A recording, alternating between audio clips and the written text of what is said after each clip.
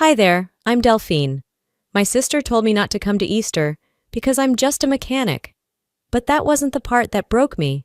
The worst part? They used my name to win a scholarship, stole my credit to fund wine nights and flights, and smiled through it all like nothing was wrong. They made me the outsider, then used my silence to rewrite the story without me. You ever feel like the people who should protect you are the ones quietly tearing you down? Yeah, same here. So I froze her credit card. But that was just the beginning. It was a quiet Thursday evening, and Lexington had just started to feel like spring again. The scent of cut grass still hung faintly in the air as I locked up the garage, wiping my hands on the rag tucked in my back pocket. The last oil change had taken longer than expected. Customer talked too much, the bolts were rusted, and my mind wasn't really in it. But that didn't bother me. I liked the silence that came when the shop doors finally rolled down. No clanking tools, no hum of engines, just peace. I'd been thinking about Easter all day. It was less than 2 weeks away, and every year I brought my homemade pecan pie to brunch at my mom's place. It was my thing. Even Travis, my sister Marjorie's boyfriend, had complimented it last year, twice, and that man looked like he survived on kale and smugness, so that meant something. I was halfway to my truck when my phone buzzed in my jacket. I expected a parts supplier or maybe one of the guys asking about schedules, but it was from Mom. Hey honey, maybe skip Easter this year. It'll be a smaller gathering.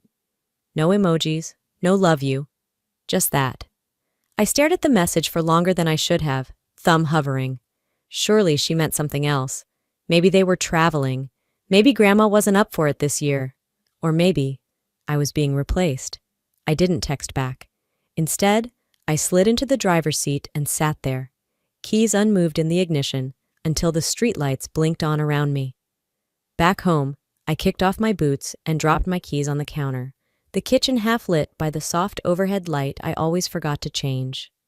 I pulled out my phone again, opened the family group chat, Easter brunch planning. I had muted it months ago because they argued about the most absurd things. Do lilies look too funeral? Should we match napkins to table runners? But I always stayed in it. Only this time I wasn't in it. The group name was the same, but my name, Delphine, wasn't listed among the members. I scrolled up. There it was. 3 days ago, a message about the new group being smaller and easier to manage. There were photos of table settings, a pinned note with approved color schemes, and even a dress code. Elegant spring formal. I scrolled until I saw Marjorie's comment. We want to keep it elevated this year. I almost laughed. Elevated? We used to eat ham out of a foil tray and argue about who forgot to bring rolls. Now we're elevated? The ache in my chest built slowly. I wasn't crying, but something cracked, like a pipe under too much pressure. Silent, but impossible to ignore. I called Mom. She picked up on the second ring. Oh, Delphine, hi. I got straight to it. Did I do something? A pause, just long enough to be noticed. No, of course not, sweetheart. It's just, this year is more formal. You know, Travis's parents will be there and they're a bit traditional. I rubbed my temple. Mom, I've been to every Easter brunch since I was 12. She sighed. It's nothing personal. We just thought maybe you'd be more comfortable not coming, that's all. Comfortable, I repeated. You know how these things go, she added, her voice syrupy. It's just easier when everything aligns. Aligns. Like me not being there made the image cleaner. Before I could reply, she said, If you do come, maybe wear something a little more refined. Like a dress, not the coveralls. I let that sit in the silence. She filled the gap. You know how first impressions are. I didn't answer. We said our goodbyes, hollow and clipped, and I ended the call with a strange buzzing in my ears. I'd spent the last 6 years building my own business from nothing. Sweat, scraped knuckles, late nights under trucks when everyone else was asleep. And somehow, that made me less worthy of a chair at their table. It was almost midnight when I walked into my kitchen and pulled open the recipe folder on my tablet. The pecan pie recipe sat there, bookmarked for the last 5 years. I stared at it for a long time. Last Easter, I'd arrived early. The AC had gone out, and no one else knew what to do. I fixed it in 15 minutes so Grandma wouldn't melt in her Sunday blouse. No one even asked how I knew how. They just assumed I would. That's what I was to them. Useful. Quiet. Out of the way. I held down the delete icon on the recipe. Confirm delete? Yes. I shut off the lights and stood in the dark kitchen, hand resting on the counter. It was just a pie, just a brunch, just a text, but it felt like a final cut. Like they had finally said out loud what they'd been whispering behind closed doors. Not one of us. I picked up my phone, turned off the screen, and whispered into the dark, "Noted. I won't show up where I'm not wanted." The next evening, I found myself driving across town with a small red toolbox rattling on the passenger seat. I'd borrowed it from Dad last month to fix a bent hinge on the back gate and hadn't gotten around to returning it. No one had asked for it back, but after that message from Mom, it felt like the kind of thing they'd use to say I didn't respect their home, so I figured I'd beat them to the punch. It was just after 6. The light outside had turned golden and sharp, cutting shadows across the porch as I climbed the steps. Their front door was open, the screen door closed but unlocked. I heard clinking dishes inside and the soft hum of a kitchen radio.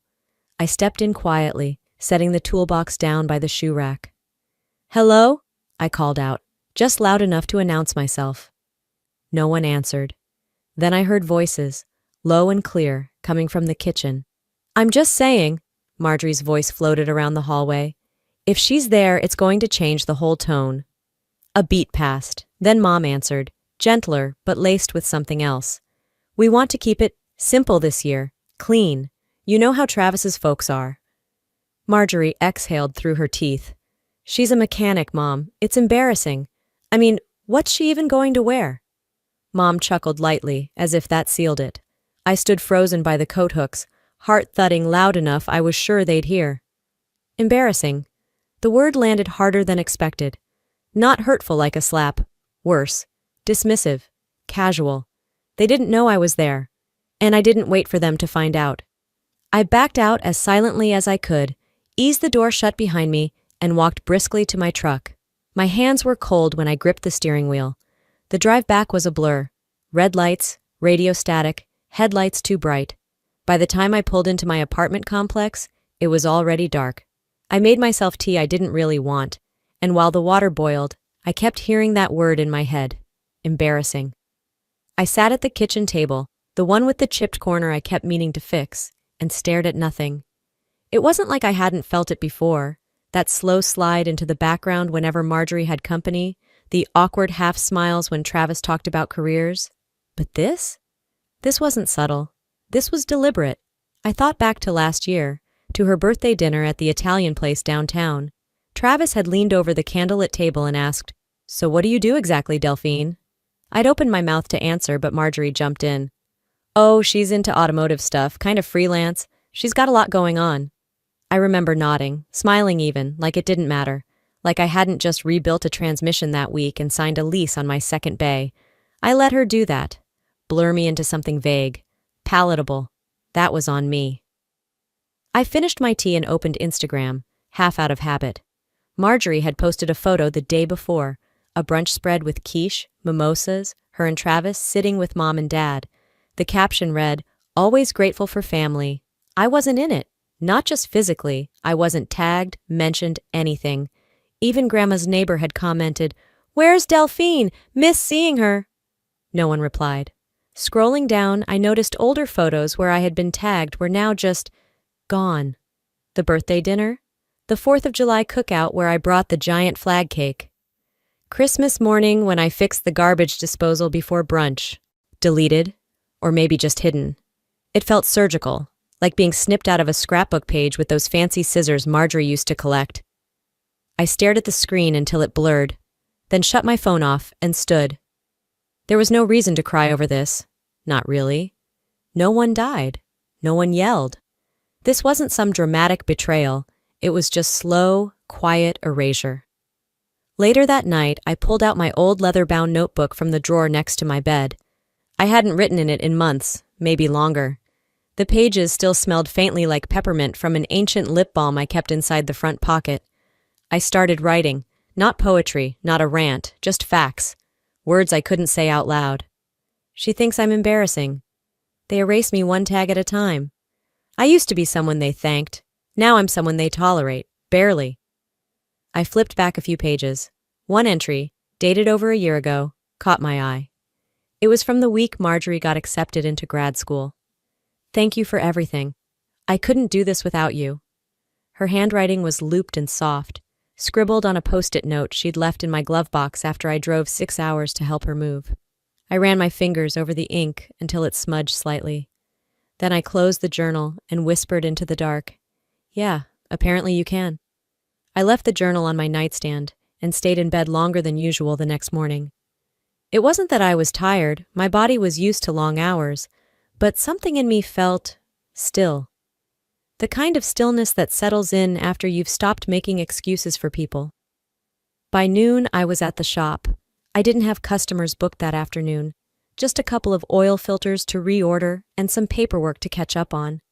I brewed coffee, booted up my laptop, and sat down at my desk in the office that doubled as a storage closet. That's when I noticed the envelope. It had come with the morning mail and sat between a parts invoice and a tire catalog. Plain white. No return address beyond Lexington Higher Education Foundation. I tore it open with a screwdriver tip. Dear Miss Calloway, we would like to formally thank you for your generous contribution to our 2023 Academic Merit Fund. Your support has helped students like Marjorie Calloway thrive in their continued educational pursuits. I stopped reading. Marjorie. I flipped the page over. There it was, her name, bolded in the announcement section. Recipient of the 2023 Honor Scholarship, sponsored by Miss Delphine Calloway. I blinked. My fingers tightened around the paper. I'd never filled out anything for that foundation, never made a public donation. I'd paid her tuition, sure, quietly, monthly. But this? They made it sound like I'd raised a banner, stood behind a podium, only I hadn't been there.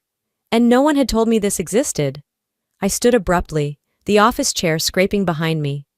It didn't make sense, not at first. I thought maybe it was an administrative error. Someone had added my name by mistake. But deep down, I already knew. This wasn't random. Someone used my name. On purpose. Back in the fall, Marjorie had texted me, saying she needed a scan of my ID for a FAFSA emergency, something about verifying her independent status. I didn't think twice. I'd been helping her for years. I dug through my email archives and found it within seconds. There it was, in my sent folder. ID, signature, everything. Staring at that old email made my stomach twist. It was the kind of twist that comes when you realize you weren't just overlooked. You were used. I opened my laptop and started searching. If this scholarship existed, it had to be public somewhere. Sure enough, within minutes I found it. A press release from the university's donor banquet. The headline read, "Top donors honored for their support of student excellence." There was a slideshow embedded at the bottom. I clicked through, fast at first, then slower when I saw familiar faces. Slide 14 stopped me cold. There she was, my mother, standing at a podium accepting a plaque. The caption beneath it, "Mrs. Nadine Calloway, accepting on behalf of the Calloway family in honor of their daughter's scholarship gift." Not my name, not my gift, just the family. The bile that rose in my throat wasn't rage, not yet. It was disbelief. I'd funded my sister's education for nearly 3 years. Quietly, consistently. I'd done it to give her a shot she couldn't afford herself. And now they had the nerve to polish it up and pass it off as some noble family effort? I sat down hard, staring at the screen. Then I clicked on the event video. Mom was smiling wide, wearing the blue blazer she only pulled out for weddings and court dates.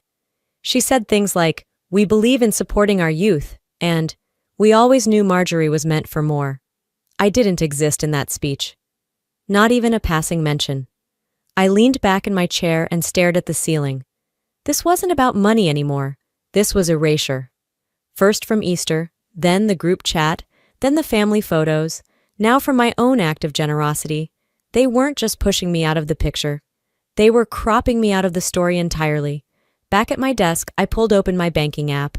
I'd kept the tuition payments on autopilot for so long, I barely noticed them leave my account anymore. Tuition, books, housing. I tapped over to recurring transfers.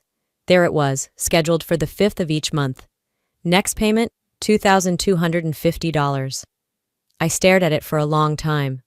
One tap could freeze the whole thing. No warning, no explanation. Just like they'd done to me.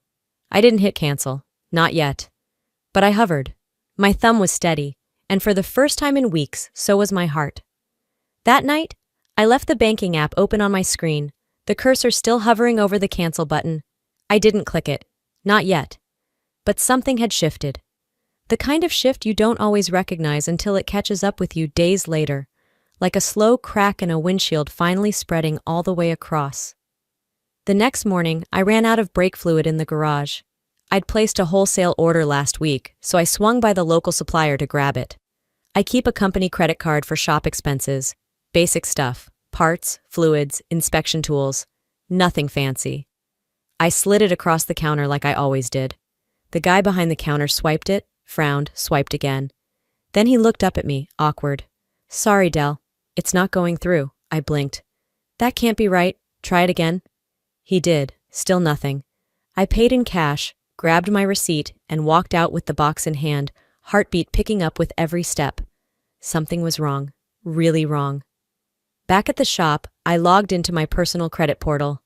I didn't even finish my coffee before the screen loaded and I saw it. Outstanding balance. $3,814.27 new card issued under my name. Charges over the last 2 months. Flights. Sephora. Wine bars in Louisville. I hadn't flown anywhere in over a year. I hadn't bought perfume since Christmas. I couldn't remember the last time I sipped wine that didn't come from a twist cap. I pulled up the detailed statement. One charge was a stay at a boutique hotel downtown. The same weekend I had a transmission replacement emergency in the shop. Another was a purchase from an upscale salon. Hair extensions, lashes, a color job. The shipping address linked to the card? Travis's apartment, not mine. And just like that, the pattern came into full view. Marjorie didn't just lean on me for tuition.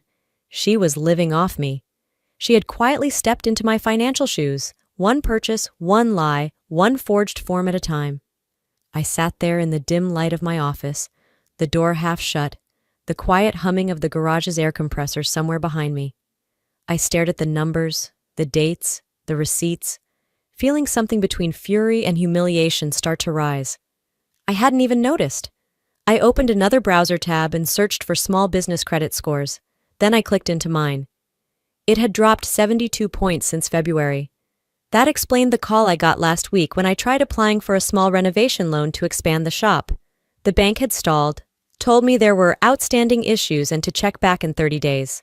I didn't think much of it then. I do now. I ran a trace on the mailing address, confirmed the cross streets. Travis's name was on the lease.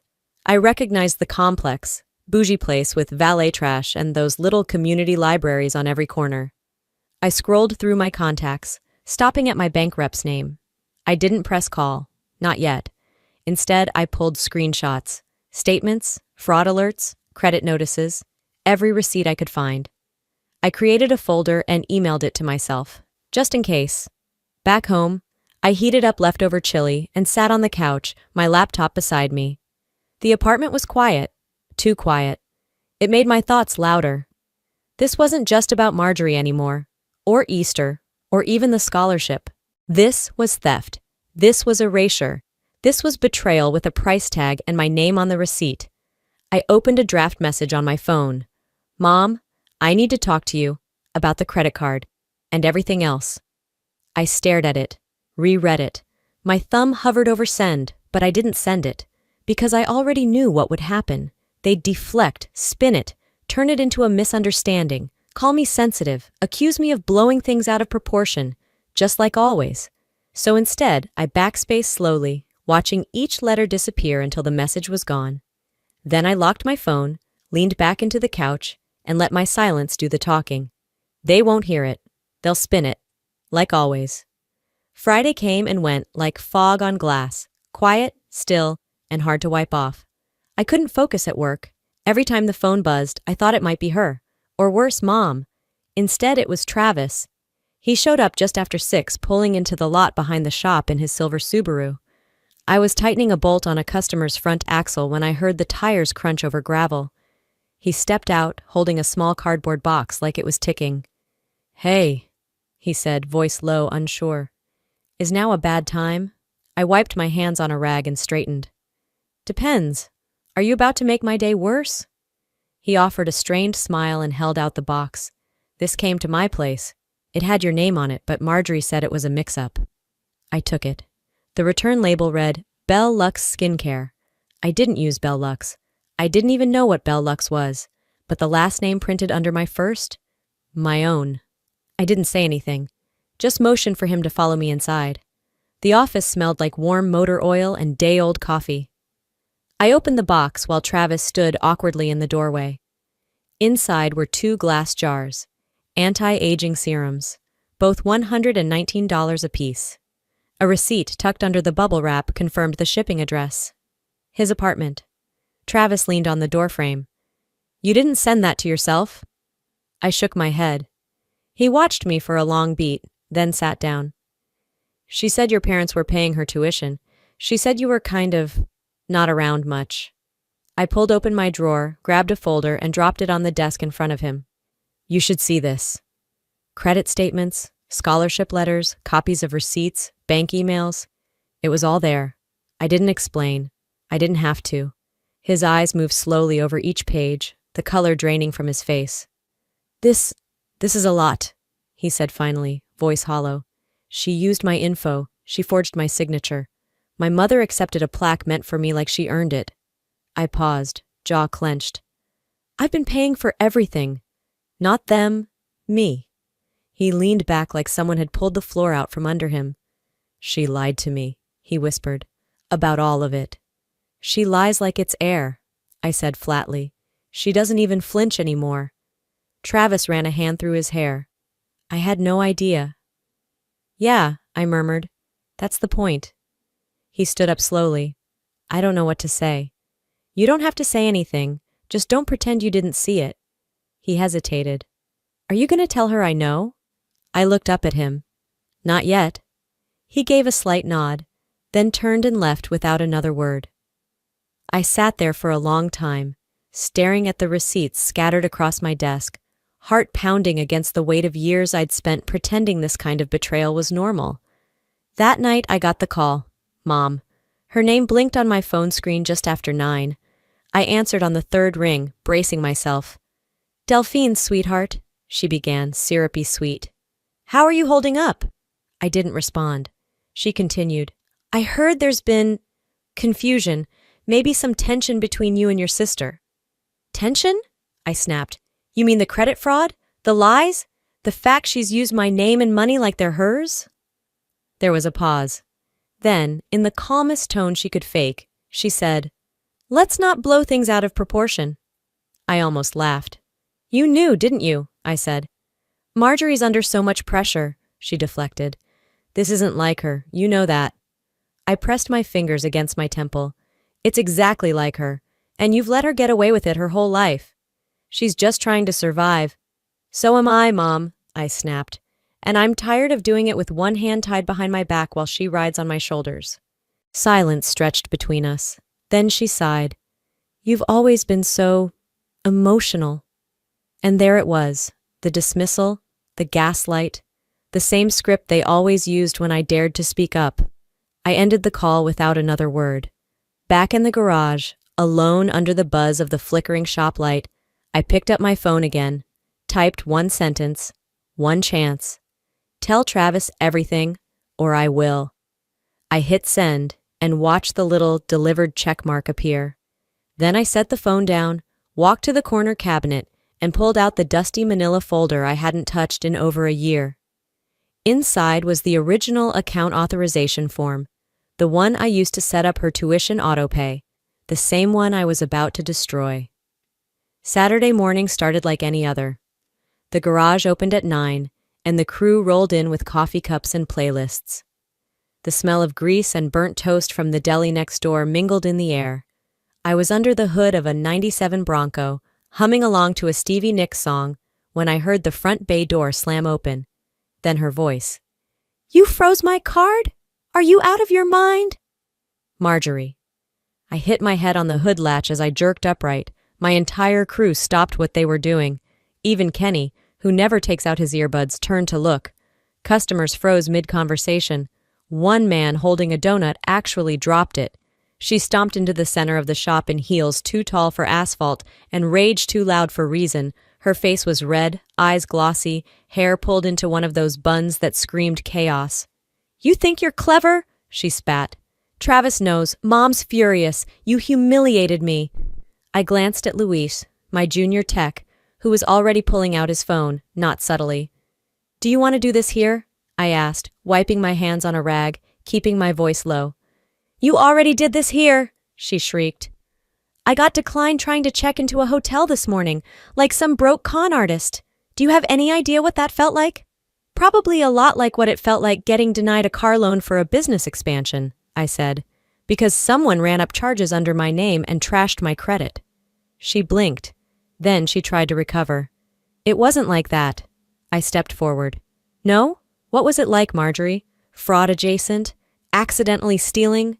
I gave you years of my money, my trust, my silence. You wore it like perfume." Someone in the back whispered, "Sheesh."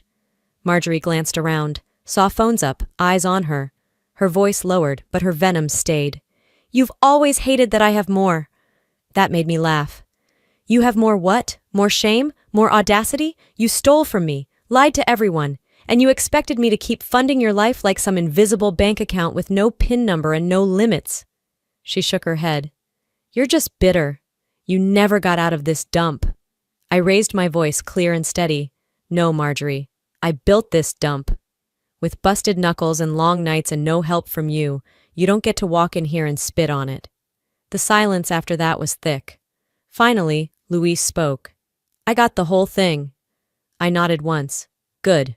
Marjorie's mouth opened, then shut. She turned and stormed out, slamming the door behind her so hard the glass rattled. 10 minutes later, Travis showed up. He looked tired, like someone who hadn't slept or shaved in 2 days. He walked past the front desk holding an envelope, folded and crumpled like it had been stuffed in a pocket for hours.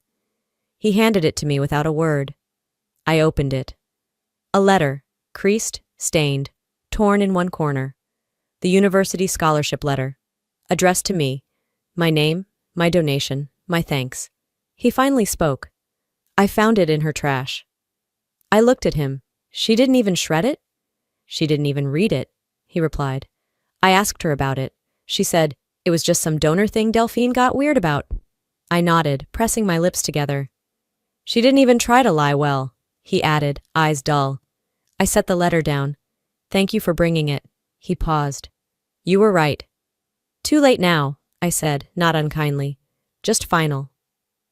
That night, I didn't pour a drink. I didn't cry. I didn't call anyone to vent. I sat at my desk in my apartment, flipped open my laptop, and logged into the university payment portal. The tuition autopay still sat there like a ticking bomb, waiting to go off again in 4 days. I clicked Edit, then Delete Payment Method. A red warning popped up. "This action is irreversible. Are you sure?" I didn't blink. Yes, I clicked it. And for the first time in years, I exhaled. Long, full, and clean. It felt like breathing real air after months of being underwater. The silence after I clicked yes didn't feel empty. It felt earned. Clean. Like the absence of something rotting. The next morning, I woke up before sunrise, opened the windows, and let the air in.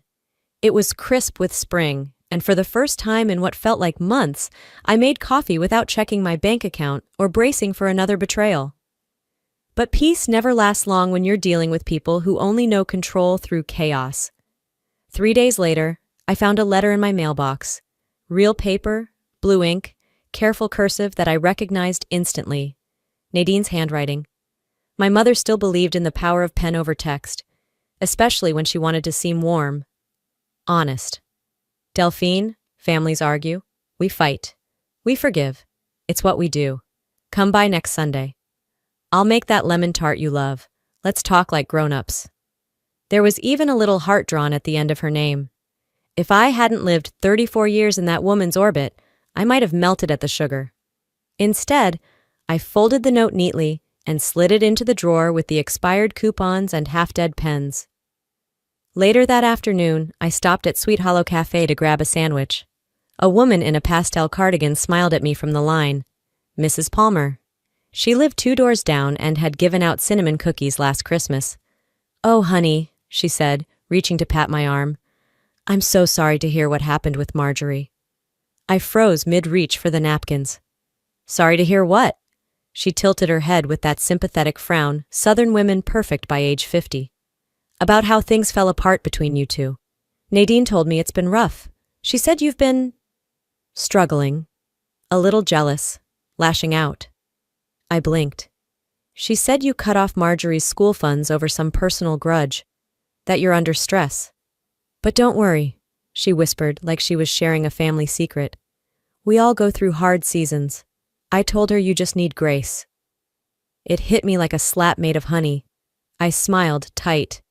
"Thanks, Mrs. Palmer." Then I turned, walked out of the cafe without my sandwich, and sat in my truck until my hands stopped shaking. She'd done it.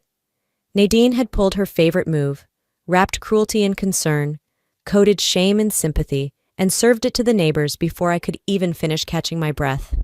She wanted to play the wounded matriarch, paint me as unstable, bitter, the broken sibling who couldn't handle her sister's success. They never wanted the truth, just a better narrative. Later that night, I sat at the table flipping through old photos on my phone, and one stopped me. A shot from the scholarship banquet 2 years ago, the one I didn't attend.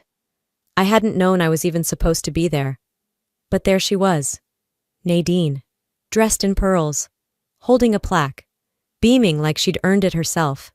The caption on the university's Facebook page read, "Mrs. Calloway, attending in honor of the family donor."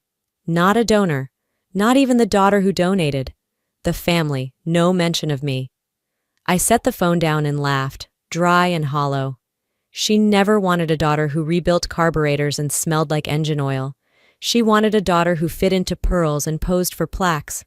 So I wrote, not to her, not to Marjorie. I opened my social media account and drafted a post. No names, no drama, just a photo of the scholarship letter and a single sentence.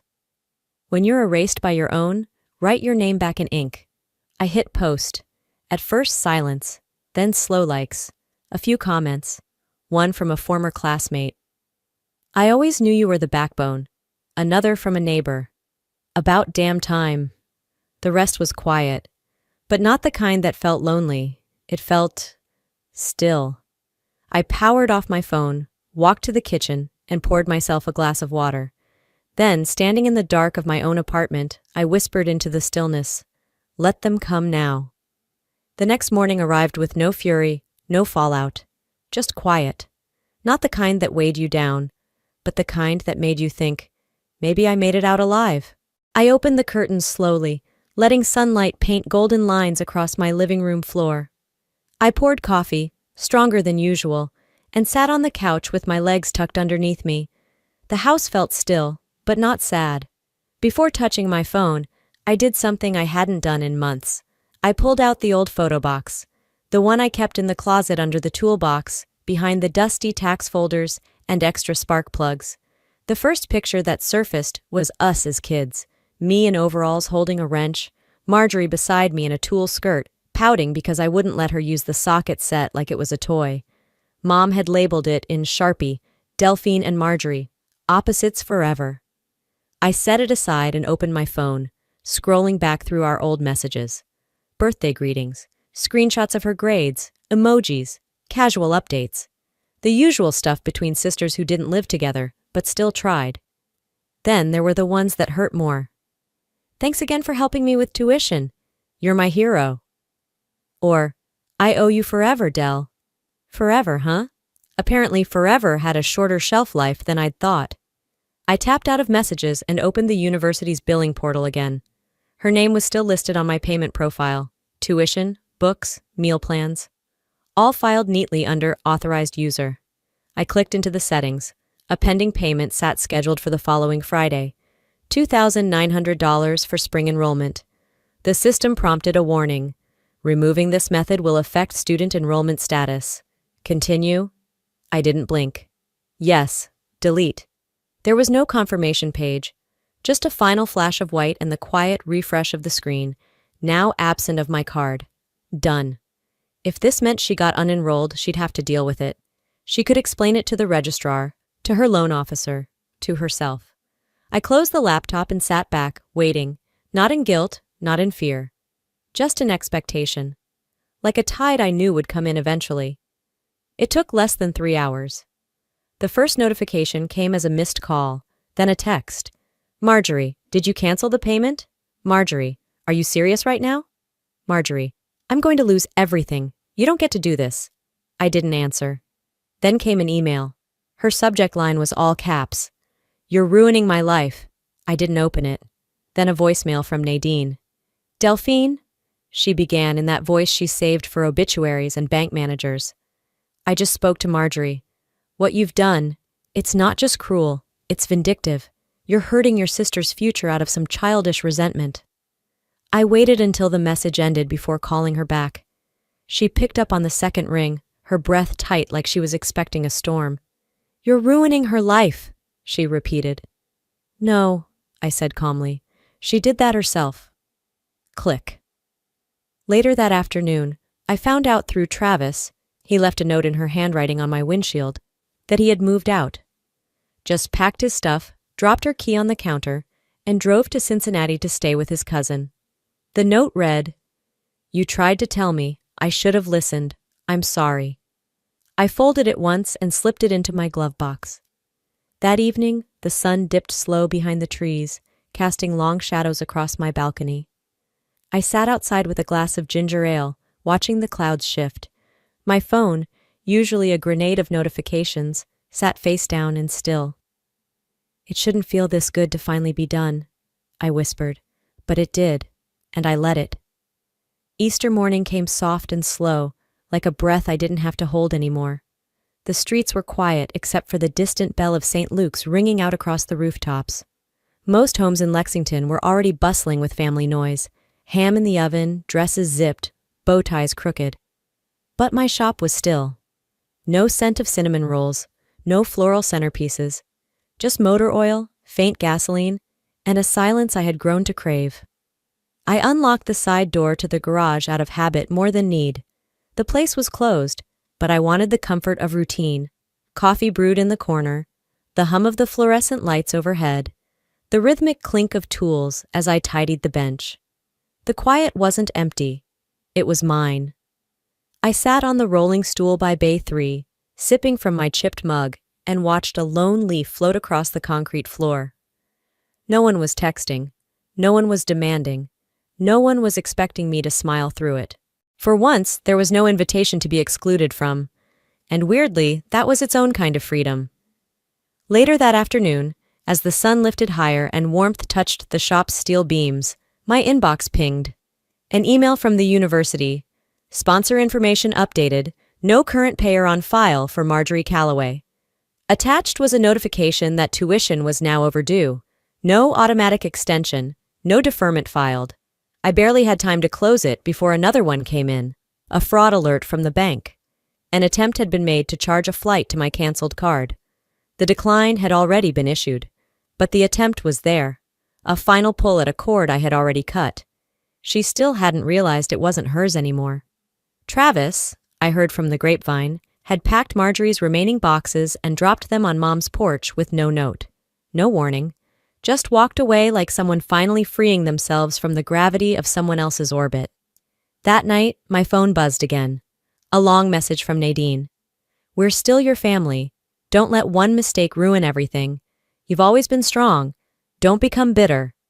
I stared at it a long while, then typed, One mistake didn't ruin everything. 100 silences did. I hit send.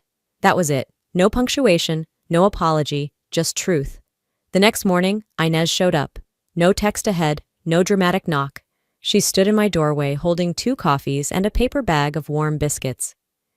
Didn't feel like letting you spend Easter weekend alone, she said simply. We sat on my back steps, watching the neighborhood cats dart between fences. How you holding up? She asked gently, not prying, not pretending. I took a slow breath, nodded. Better than I ever thought I could. She smiled and passed me the cinnamon biscuit. You've always been the one who fixed what was broken. This time I didn't correct her. 3 weeks passed. Spring rolled in for real. The dogwoods bloomed outside the shop windows, and we had to open the bays early each morning just to let the air move. The garage was busier than ever. I hired a second tech, Lisa, sharp with diagnostics and quicker than most guys I'd trained. We knocked out jobs in half the time, and customers started showing up just to ask if the lady who fixed their brakes was available again. On a Tuesday morning, a little girl, maybe 6, came in with her mom for an oil change. She handed me a folded piece of notebook paper with a crayon drawing on the front. A lopsided car sat on top of a castle, and underneath it read, Miss Delphine's Car Castle. I laughed, really laughed. Then I pinned it to the corkboard in my office, right beside the folded scholarship letter. The one with my name that had almost been erased. Not anymore. The ink had dried, and it was staying. And this time, the name on the plaque is mine. Just mine. Healing doesn't always look like a big turning point. It doesn't always arrive with a breakdown or breakthrough. Sometimes healing just shows up. Quietly. It can look like a full night of sleep after weeks of anxiety. It can sound like your own breath when you finally stop holding it in. It can feel like peace, not because something dramatic happened, but because you've stopped waiting for someone else's permission to let go. I used to think loyalty meant staying silent. I believed that being a good daughter, a good sister, a good friend meant not rocking the boat, even if that boat was sinking. I thought love meant shrinking myself to make room for other people's comfort, even if it made me disappear. But here's the truth. I've come to learn the hard way. Silence isn't love. Silence is the soil where resentment grows. It's where truth gets buried, and pain gets passed down like an heirloom. When you finally speak up, when you finally say enough, you risk losing people. You risk being called selfish, dramatic, difficult. You might hear that you've changed, as if that's a bad thing. But here's what they won't tell you. In losing them, you find you. The version of you that doesn't shrink, doesn't hide, and doesn't apologize for needing honesty and respect. So if you're watching this, and you've ever felt dismissed, overlooked, or used by the people you thought would always have your back, hear me when I say this. You are not broken. You are not too much. And you do not owe anyone your silence in exchange for love. Choosing yourself isn't betrayal. It isn't selfish. It's how you stay whole. It's how you survive. And now I want to hear from you. Have you ever had to set a boundary with someone you love? Do you think love, especially in families, should come without conditions? Or do you believe that love and accountability go hand in hand? Drop your thoughts in the comments. Let's talk about it. And if this message hit home, if it made you feel a little less alone or reminded you of your strength, drop a 1 or tell me what city you're in. I read every comment. Seriously. And if you want more conversations like this, real talk for real people living through real things, go ahead and hit subscribe. There's more to come, and I'd love for you to be part of it. Hi, my name is Euphemia. And 3 days ago, my sister stood on a stage and called me a fraud, in front of a room full of people I once thought were family. But that wasn't the hardest part. The hardest part was realizing it hadn't started that night. It had started years before. In the way they left my name out of programs, out of photos, out of conversations, until even I started wondering if maybe I didn't belong. Now they say it was a misunderstanding. But how do you misunderstand someone you erased on purpose? Want to know what happened when I finally stopped whispering? The envelope was cream-colored, heavy in texture, but empty in weight. It had the kind of embossed seal that was supposed to signal prestige, tradition, family. But when I saw the return address, my sister's handwriting, neat, dramatic, I already knew it wasn't a gesture of kindness. It was a formality. I peeled it open at the kitchen counter. The knife clinked against the tile as I unfolded the card inside. Please join the Cybele family for the annual Hope and Honor Gala. My name? Miss E. Cross. Cross, not Cruz. Not even close enough to pretend it was a typo. I let the card fall back into the envelope. It fluttered down to the floor like something already expired. They only remembered me when the photos would look incomplete. 3 nights later, I stood in front of the grand staircase leading into the Art Institute's modern wing. I didn't bother to adjust the hem of my dress. If it was wrinkled from the ride over, so be it. I hadn't been sent the dress code anyway. Inside, the lights hit like cameras, bright, merciless. I walked past 2 event staff who offered polite nods but didn't check the list. Maybe I wasn't on it. Odessa, my mother, spotted me from across the room. Her wave was a flick of fingers, barely a breeze. Then she turned and placed her full attention back on Marla. Marla was mid-laugh, perfectly staged in her sapphire gown, already owning the crowd. People circled her like moths that didn't realize the flame would always stay cold. No one came over. Not my father, not a cousin. Not even the people who used to call me Mini Marla, back when the family still spoke of me in terms that implied I mattered. I made my way toward the champagne table, trying not to look like I was retreating. A man I vaguely recognized from a charity board nodded at me, but didn't seem to place who I was. "Oh, that's family," he mumbled to the woman beside him when she asked. Not a name, not a role, just family. And not one of them corrected him. When I finally found my seat, table 17, tucked behind a pillar, halfway to the service corridor, I stopped cold. The name card read, E. Cross. Of course it did. Apparently, I was easier to manage when I stayed close to the waiters. I could hear Marla's laugh drift across the ballroom like a ribbon tied too tight. The guests around my table were lovely, kind even, but they weren't family. They weren't supposed to be my people, and I wasn't supposed to be theirs. Someone made a toast from the main stage. A name I didn't recognize was called out and applauded.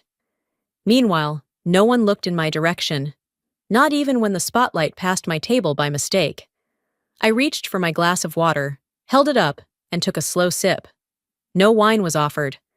I hadn't been listed as a guest of the family. I'd RSVP'd under my own name, paid for my own plate, paid for half the event, actually. But you wouldn't have known that from the way Marla kept curating her audience.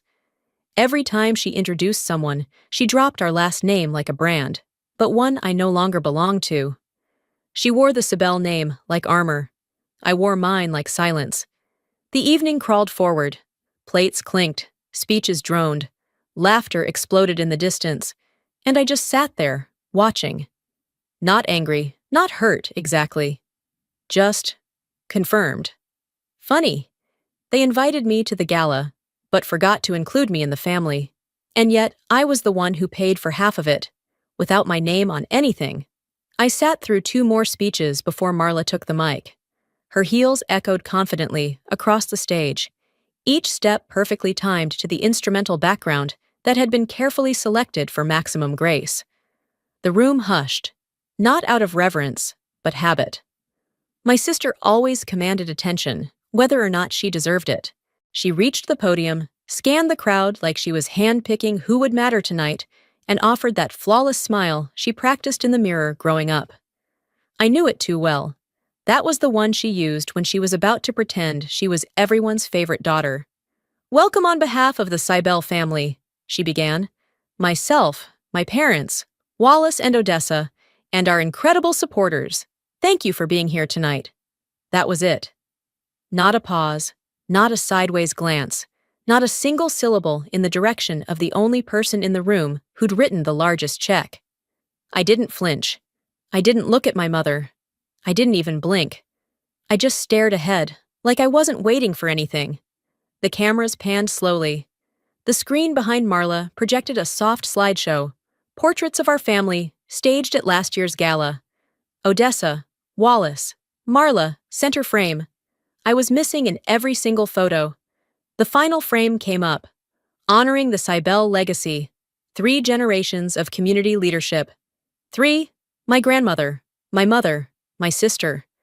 That was the math they used when subtracting me from their equation. A waiter brushed past me with a tray of oysters. I didn't move. My breath stayed even, controlled, like I'd been trained not to disrupt anything. That's what I had been taught.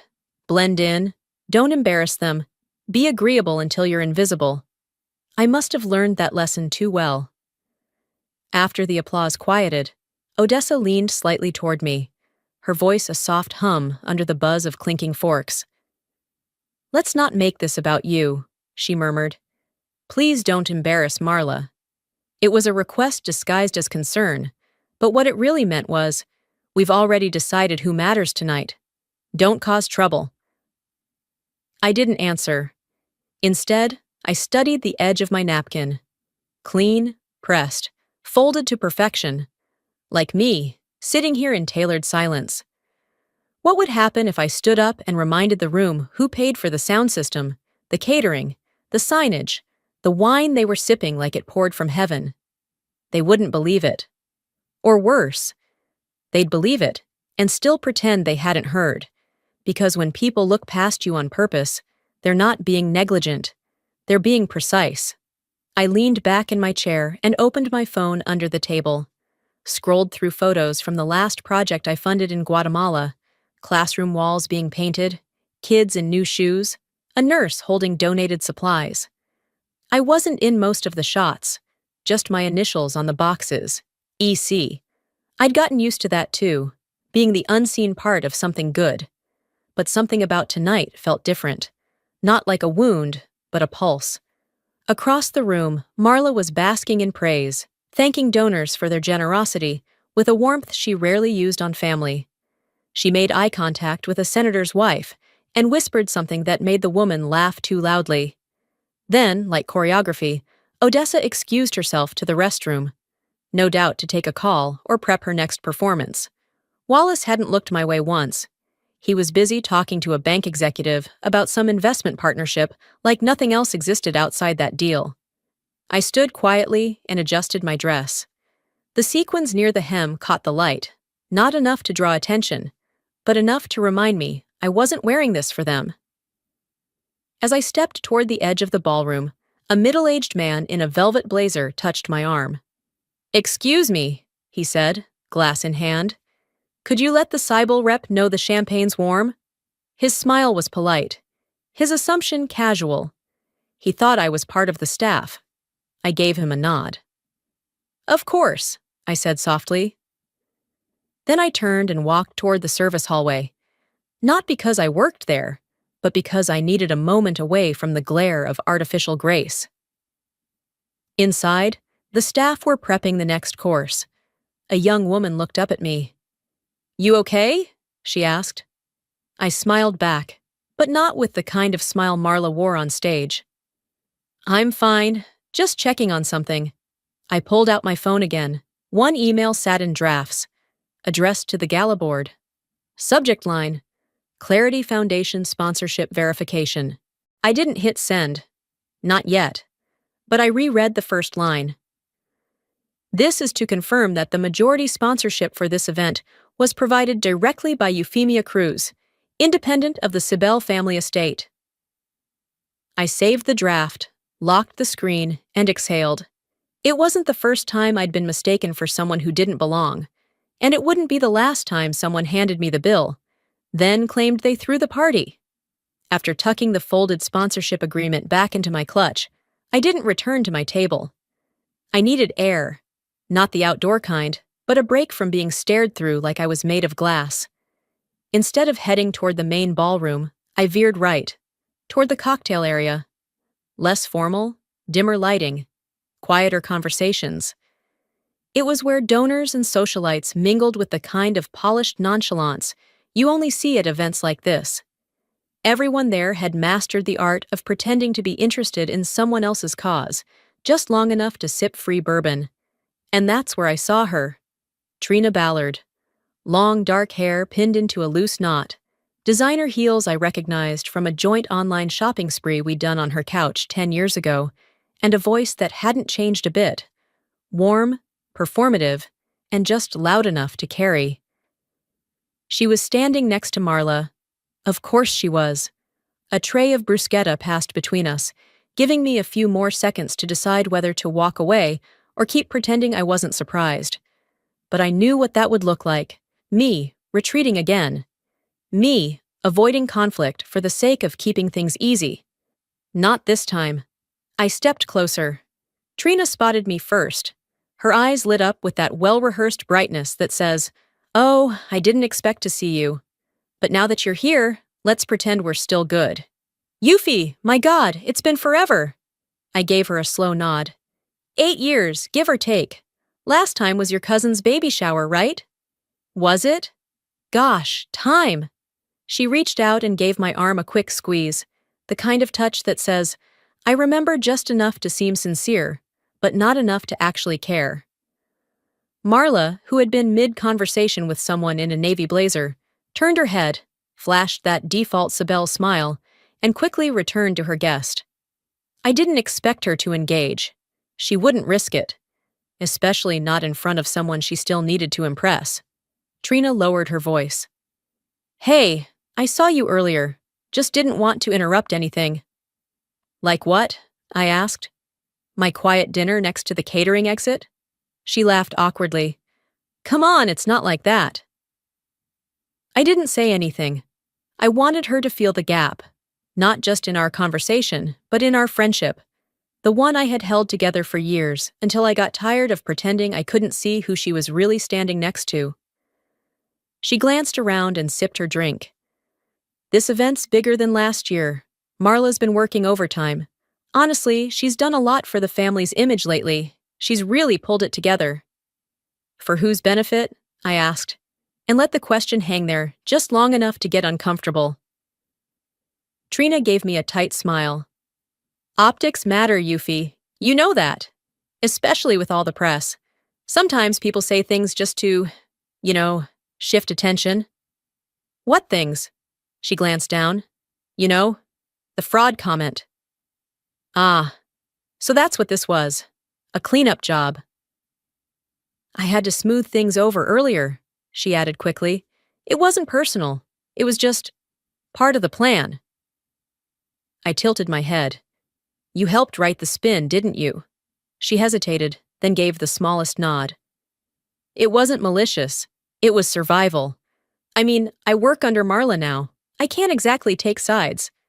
You didn't have to take sides, Trina, I said, my voice low but steady. You just had to not make me the problem. You knew it wasn't true, I added. Trina didn't argue. Her eyes softened just slightly, and she shrugged with an apology she didn't say out loud. I also knew not denying it would keep me employed, she finally murmured. There it was. The real answer. Some debts aren't paid in dollars. They're paid in quiet betrayals, in withheld truths, in letting someone else take the fall to keep your own ladder steady. I didn't feel rage. I felt done. Anyway, she said, trying to pivot, I'm glad you're here. It's nice to see your face again. I gave her the kind of smile people use when they've stopped needing closure. I'm sure it is. Then I stepped away. This wasn't a confrontation. It was confirmation. I took the long route around the room, letting the noise blur behind me. Conversations bled together. Someone called out a toast. Another round of laughter broke out at a corner table. All of it felt like an echo of the same performance I'd been watching since I was 20.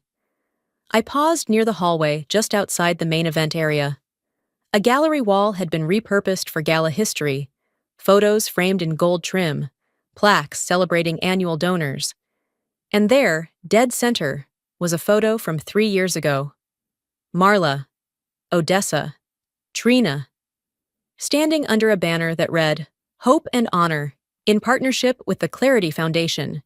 No mention of my name. No mention of who created the foundation. Just perfectly staged pride. That's when it hit me. This wasn't the first time they'd done this. They'd been rewriting the story for years. Not aggressively, not loudly, but consistently. And I had let them. Every time I stayed quiet. Every time I told myself, it's not worth the fight. I reached into my purse, found the folded page I'd been carrying all night. The official sponsorship agreement, signed, dated, notarized. My name at the bottom. No co-signers, no representatives. Only me. I unfolded it, stared at the signature. The ink had barely faded. It felt recent, still warm, not yet, but soon. I folded the agreement and tucked it back inside my clutch, slipping quietly into the shadows off the side of the ballroom. I didn't need a seat right now. I needed position, the kind that doesn't come from title or title card. From where I stood near the staging wall, I could finally see the printed program projected onto the screen above the stage. For the first time that night, my name appeared. Donor Spotlight, Euphemia Cruz. It sat there like a whisper on the corner of a shout. I didn't smile. I didn't move. I just fixed the clasp on my purse, stood taller, and waited. The MC, a polished man in his early 50s, who had been hosting this event for years, began his lead-in. I knew the rhythm. I had helped write this part of the script when I funded the previous year's version.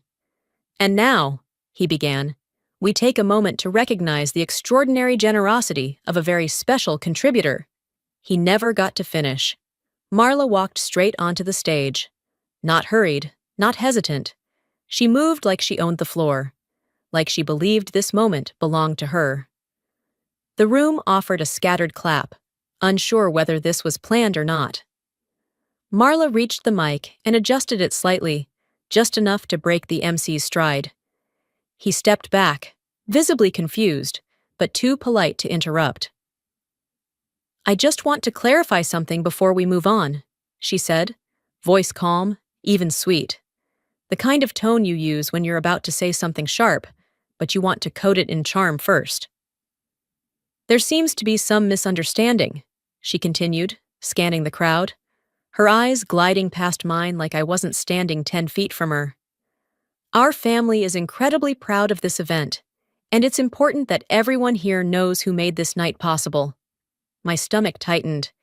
There have been misleading claims, she said, pausing just long enough for the room to lean in, about who's really behind tonight's sponsorship. I felt every spine in the room straighten, forks stilled, glasses hovered midair.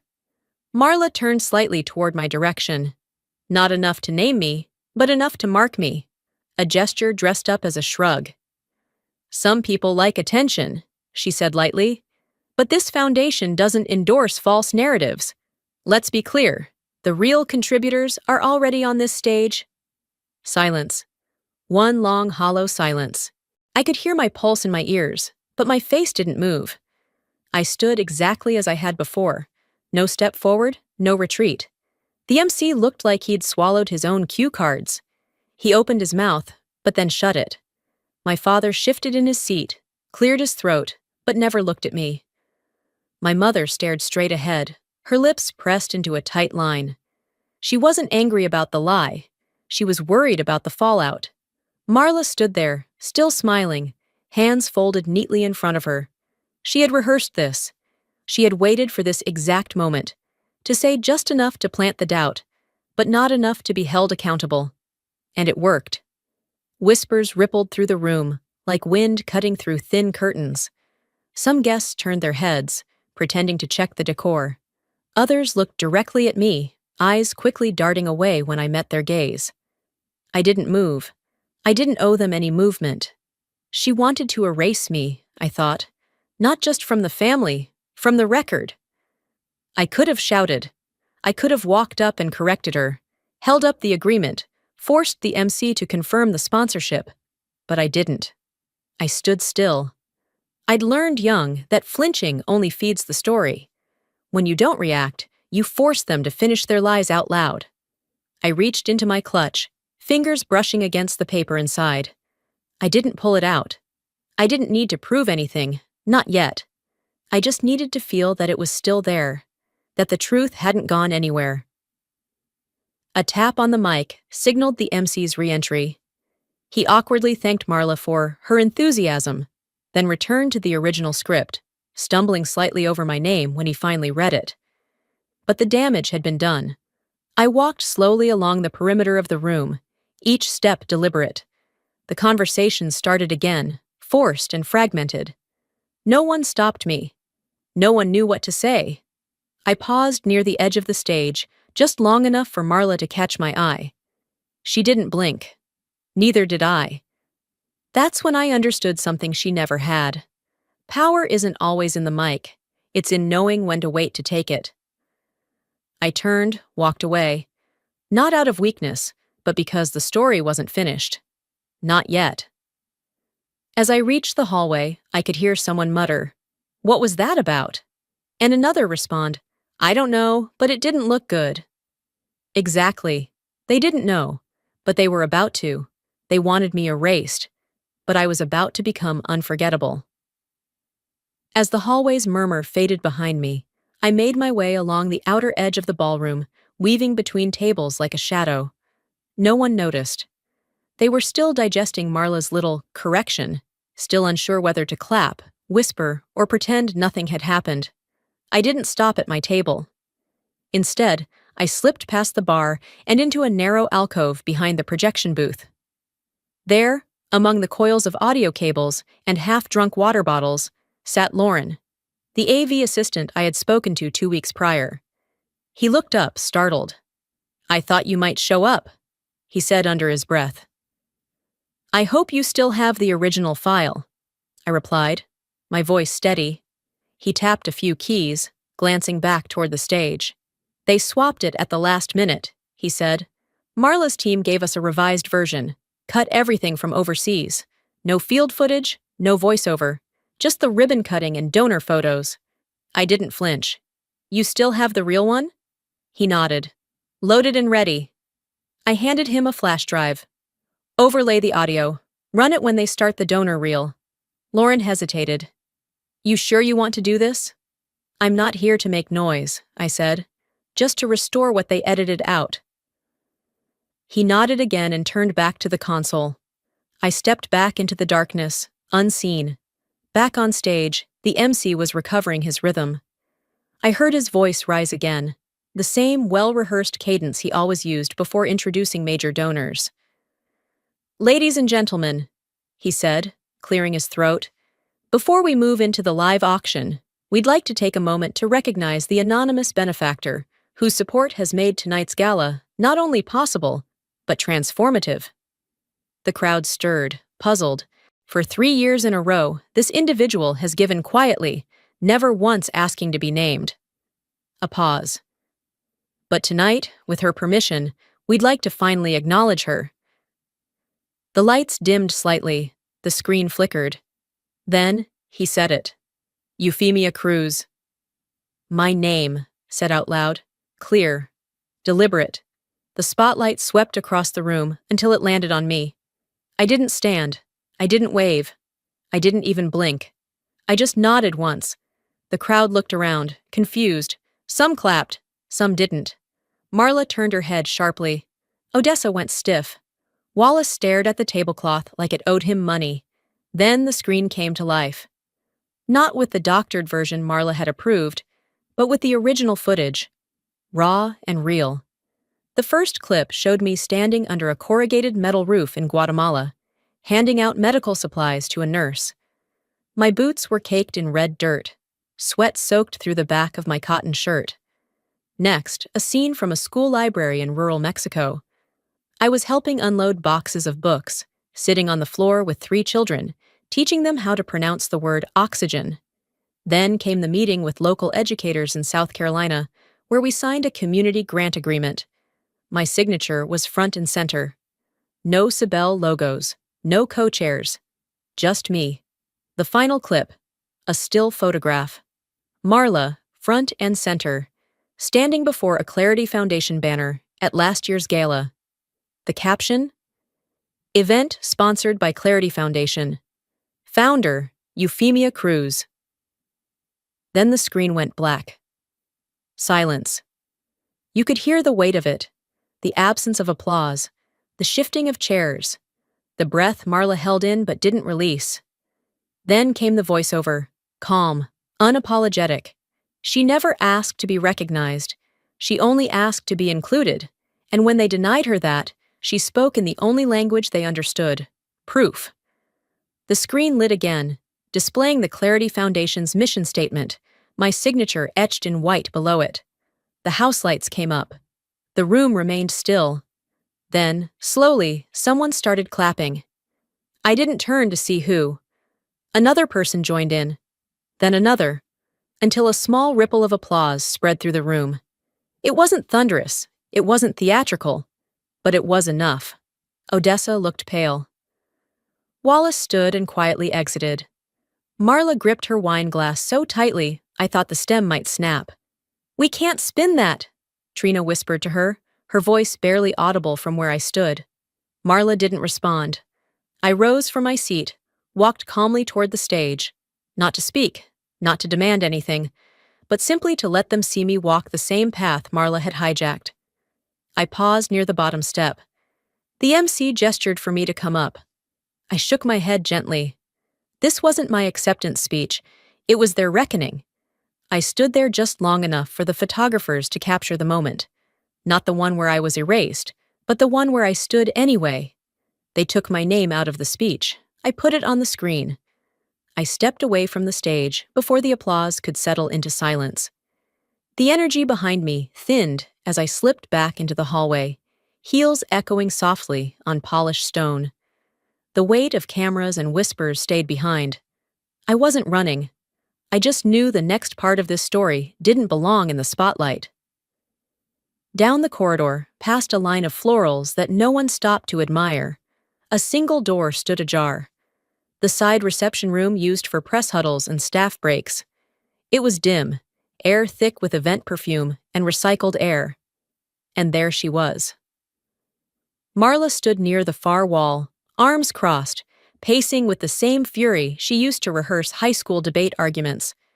She wasn't crying. Marla never cried unless there was a camera. When she saw me step inside, she froze. "You ambushed me!" she snapped before I said a word. I closed the door behind me. No witnesses, no cameras, just us. "You erased me," I replied, steady. "That came first." She scoffed. "Don't make this dramatic. You had your moment."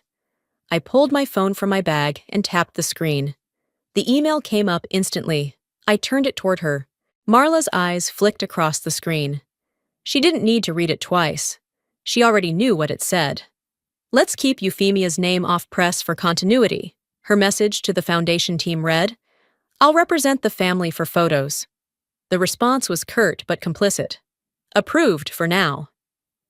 "I didn't authorize that," I said. "But you sent it anyway."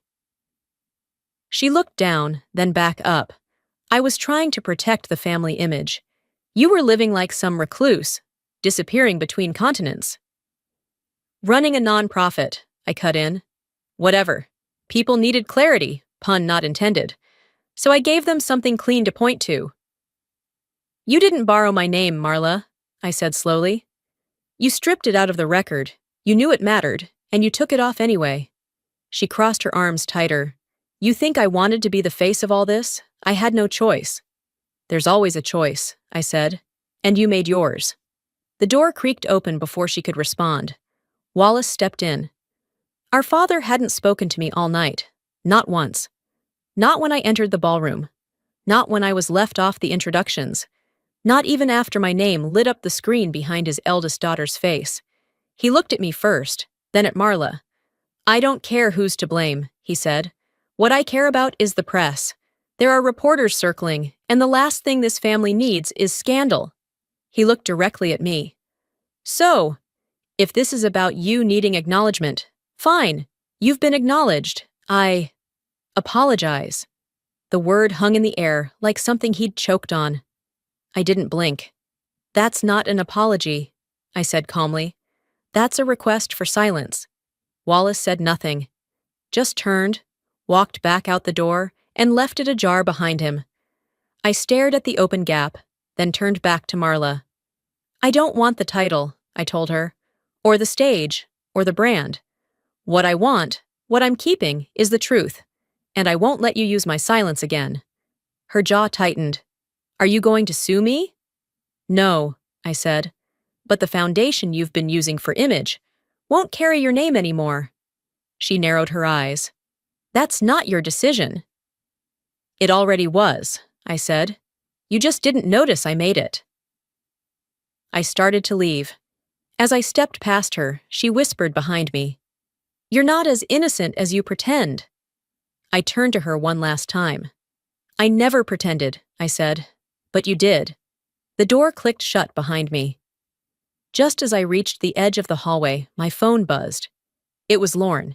He'd just sent a file. I tapped to open it, put my phone to my ear, and listened. Marla's voice came through, unmistakably hers. "If she speaks, make sure it doesn't go live." I stood still for a second. Not surprised. Just confirmed. I forwarded the file to Alma, my attorney. No subject line, no explanation. She'd know exactly what to do with it. Marla didn't know it yet. But I'd already spoken. I slipped the phone back into my clutch without breaking stride. The marble floor beneath my heels felt colder now, not because the air had changed, but because everything had. As I approached the far end of the corridor, a man in a dark suit stepped into my path. His badge was discreet: black lanyard, silver lettering, event security. "Ms. Cruz?" he asked, soft-voiced, as though not entirely comfortable addressing me. "We've been asked to escort you to the registration lounge. There's a matter requiring clarification." I nodded once, wordless, followed. They led me through a staff-only hallway, past a catering kitchen where someone was arguing over wine inventory, then into a small office tucked near the gala's back entrance. The door closed behind us with a quiet thud that said this wasn't routine. Another man waited inside, mid-40s, business formal. He offered no greeting, just a clipped explanation.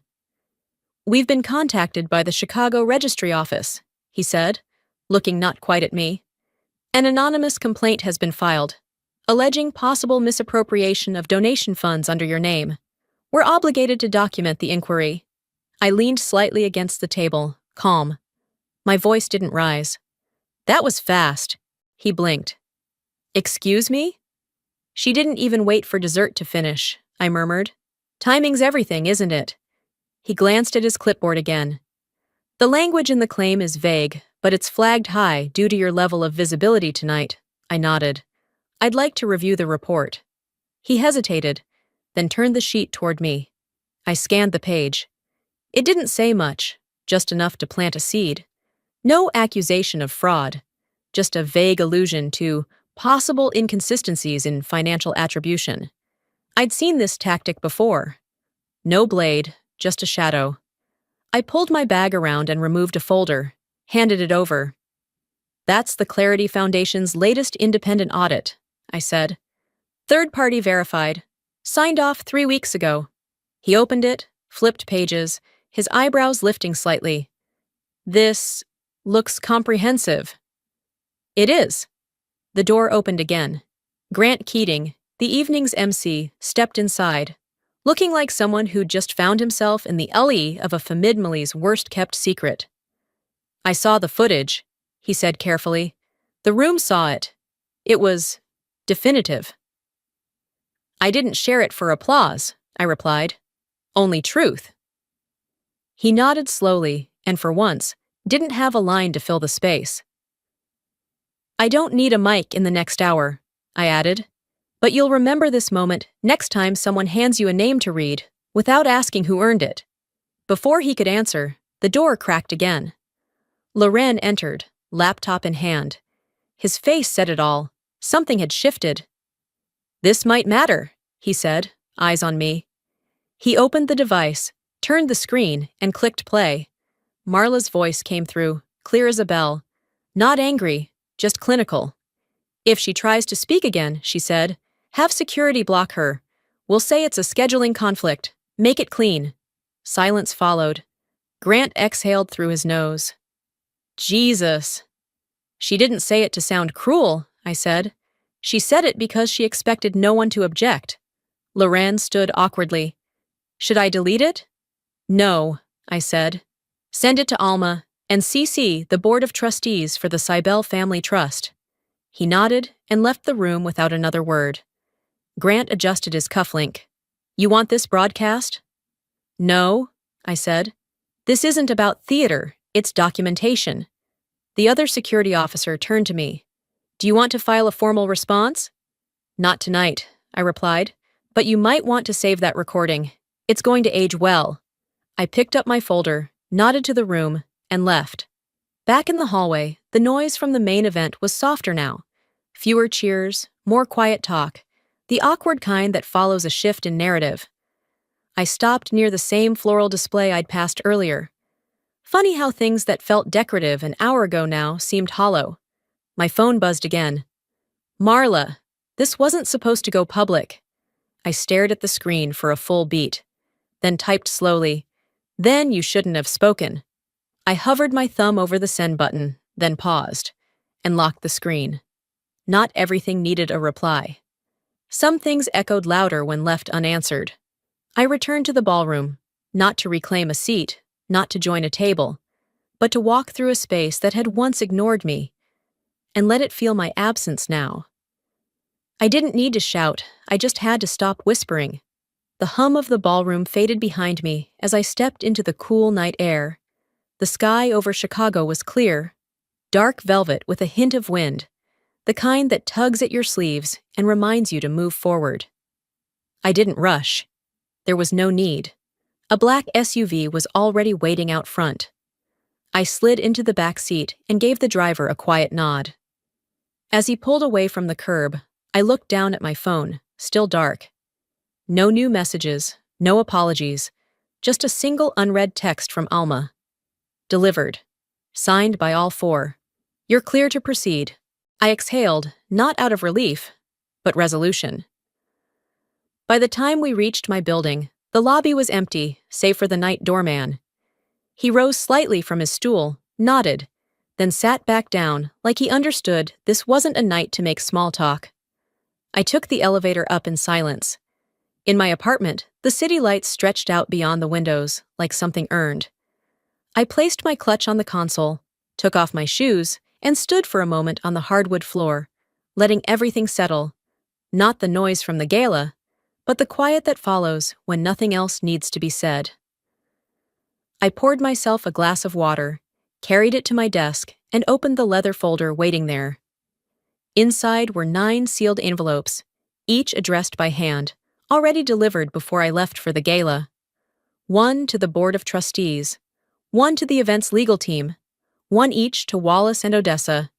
Each one contained the same contents: a formal cease and desist letter, a notification of trademark retraction, and a written notice stating that the Clarity Foundation name was no longer to be affiliated, explicitly or implied, with the Seibel family brand.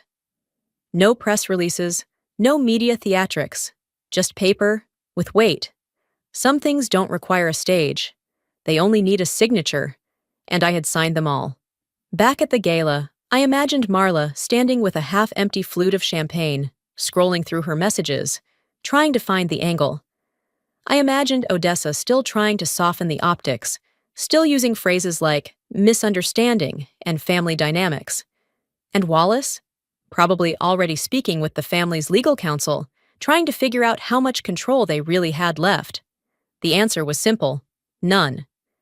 At 8:55 p.m., Alma had hand-delivered the envelopes. At 9:02, my inbox confirmed delivery. By 9:10, I was no longer the one being spoken over. They could keep the name. I kept the legacy. And they would learn, slowly, painfully, that those two were never the same. I closed the folder, set it back on the shelf, and returned to my kitchen to clean the glass. This wasn't about winning. This was about clarity. 10 minutes later, I stepped back outside and ordered an Uber. Not to go home, but to meet Alma for tea. We had work to do. On the drive, the driver glanced at me in the mirror and asked, "Big night?" I smiled, faint but sure.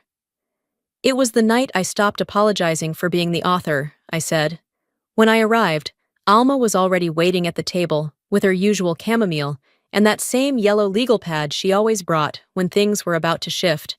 She slid the pad toward me. "What's next?" she asked. I didn't hesitate. "We build something that doesn't need their name to stand." "And them?" I shook my head. "There'll be footnotes." Alma sipped her tea, nodding with a kind of calm only lawyers and survivors seem to master. The next morning, a courier delivered a thick manila envelope to Wallace's law office. Inside was a summary of all usage violations tied to the Clarity Foundation name. Odessa received a similar packet at home. No calls came, no protests, just quiet submission. Sometimes silence doesn't mean defeat. Sometimes it's what happens when people finally realize they've lost control. As I sat at my desk that afternoon, filtering through new grant applications, I felt no victory, just alignment. And that was enough. 3 days after the gala, I opened the curtains in my sunroom just wide enough to let the light spill across the hardwood floor. Chicago had entered that quiet kind of winter where the city holds its breath between wind gusts and people choose silence over conversation in elevators. I didn't mind. I'd had enough words for a lifetime. No emails from Wallace, no missed calls from Odessa, not even a passive-aggressive group text from Marla. Their silence didn't sting anymore. It just confirmed the shift. I wasn't a secret, but I wasn't a possession either. I wasn't punishing them by staying quiet. I was just choosing not to be dragged back into their orbit. At 9:07 a.m., a soft knock came at my door. No signature required. The courier handed me a box, barely larger than a book, brown paper faded at the corners. The return address was old, Florida. The name scribbled in a frail but unmistakable hand, Eulalie Sibel. It had been postmarked 22 months ago. Inside was a small velvet pouch, a folded note, and a single gold pendant on a chain. The pendant was worn at the edges, like it had been touched too many times. On the back, in tiny engraving, E.S. Speak. The letter, written in the same graceful cursive my grandmother had used to sign birthday cards and correction letters alike, was only 3 paragraphs long. You were never meant to follow. You were meant to disturb the silence they're comfortable in. That's why they'll fear you. And that's why you must speak anyway. My fingers closed around the pendant. Not to wear it. To know it had survived time and shipping delays and everything in between. It didn't feel like jewelry. It felt like permission. She must have written it, knowing I'd open it when I needed it most. She'd always seen through the noise, even when the rest of them looked past me. Eulalie had told me once, back when I was still too small to fight back, they'll mistake your stillness for softness. Let them. But never let them mistake it for surrender. That day, I didn't go online. I didn't answer any messages. I just let the silence stretch. The next morning, Sarah, my assistant, called just after 10. Are you sitting down? I laughed gently. Should I be? You're everywhere.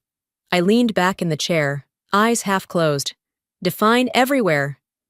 The clip, the one from the gala, you standing under the lights, Marla behind you, trying to redirect the attention. You didn't even speak. You just looked. The whole room saw it. She paused. You didn't flinch, Euphemia. People noticed. I didn't respond. She filled the silence. One of the captions trending says, she didn't argue, she arrived. That one made me smile, just slightly. It was never about going viral, but something about that line, clean, clear, and done without a microphone, felt like vindication that didn't need gloating. Later that afternoon, I received a call from a donor out of Santa Fe, a soft-voiced man with a long history in education reform. I didn't know about your work before, he said, but I watched that video 3 times. I'd like to fund your next site personally. Not for the gala. For me. For the work. That night, before closing my office, I opened a drawer and pulled out the photo Loren had printed for me. He'd dropped it off quietly, no note, just a manila folder slipped under my door. It was the moment during Marla's speech, where I turned my head just slightly when I realized what she was doing and didn't react, didn't cry, didn't protest, just saw it for what it was and stood my ground. I taped the photo to the inside of my office door. Below it, in red ink, I wrote, "This was not the fight. This was the exit." Then I grabbed the envelope from the corner of my desk. Tickets to New Mexico. Site visit scheduled. Team already assembling. I wasn't running from anything. I was planting something new. When people ask me now if I talk to my family, I don't lie. I just say, no longer necessary. They always nod like they understand. because usually they do. There are things you can rebuild, and there are things you outgrow. They may never say my name with affection again, but they'll never use it without permission. Hi, my name's Venus. I was told there wasn't enough space for me at our family retreat. Again, no call, no invite, just silence, and a flyer with my sister's name listed as creative director on a logo I designed. Turns out they'd quietly removed me from the family trust, erased my name from the estate, and rebranded our legacy. Without me. What happens when the people who raised you start rewriting the story without you? And what if, this time, you refuse to stay invisible? Let me tell you what really happened. The sun had just crept over the rooftops when I opened my eyes. Usually, mornings like this were loud. Group chats pinging nonstop with family updates, carpool plans, reminders to bring favorite dishes and games for the Ridge family retreat. But today, silence. My phone was blank. No, can't wait to see you, from Amanda. No, bring your watercolor kit, from Lorraine. Just silence, and that awful hum that fills the room when no one's thinking of you. I didn't panic. Not yet. I padded barefoot to the kitchen, started the kettle, and scrolled through my inbox. Nothing. Not even junk mail. Not a whisper of a calendar invite. Not a message. I refreshed the page again. Then again. Finally, one email popped up in bold. Retreat info. I clicked it faster than I'd like to admit. It was from Mom. The body of the email read, "We've decided to keep this year's gathering intimate. Just the core family. We figured you'd appreciate the quiet. Love, Mom." I stared at the screen. The words blurred. Not because I was crying, but because I couldn't believe how casual she made it sound.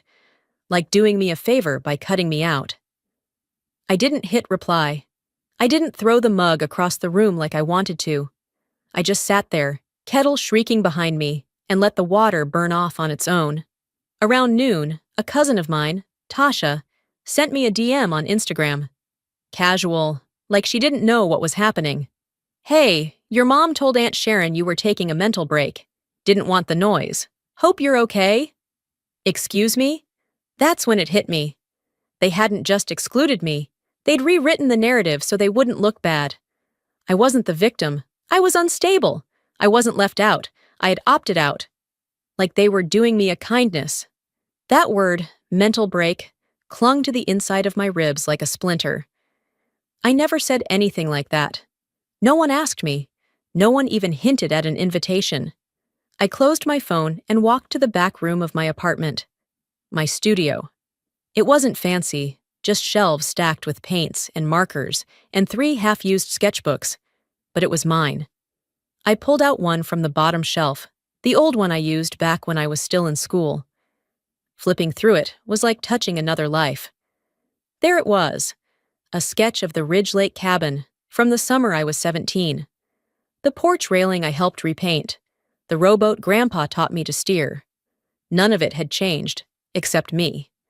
I remembered one summer, maybe 3 years ago, they told me there was no room for a single adult, that all the cabins were full. The following week, I saw photos online, aunts, uncles, even second cousins from New Jersey. Someone's college roommate had come, but apparently no room for me. Another year, I asked what time the shuttle left. They said they must have forgotten to book my flight. Said it like they'd misplaced a dinner fork. Just an oversight. And again, photos went up, smiling faces on the dock, kids running down the hill I used to paint from. There was always an excuse, always a logistical issue that somehow only applied to me. One time over dinner, my father leaned back and laughed, wineglass in hand. He looked right at me and said, "She's too sensitive for the real world. Let her paint." The room roared, even Lorraine. I smiled like it didn't land, but it did. It still does. I didn't cry that night either.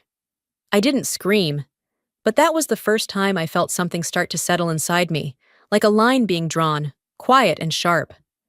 Now, years later, reading that email, seeing my own family sell me the same lie in a new wrapper, it didn't shock me, but it broke something final. I closed the sketchbook, pushed my chair back, and walked to the hall closet.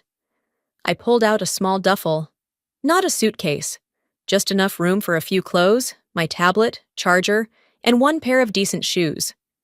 No makeup bag, no jewelry, just enough to disappear for a day or two, maybe. Then I opened my laptop and began drafting an email, not to them, to myself.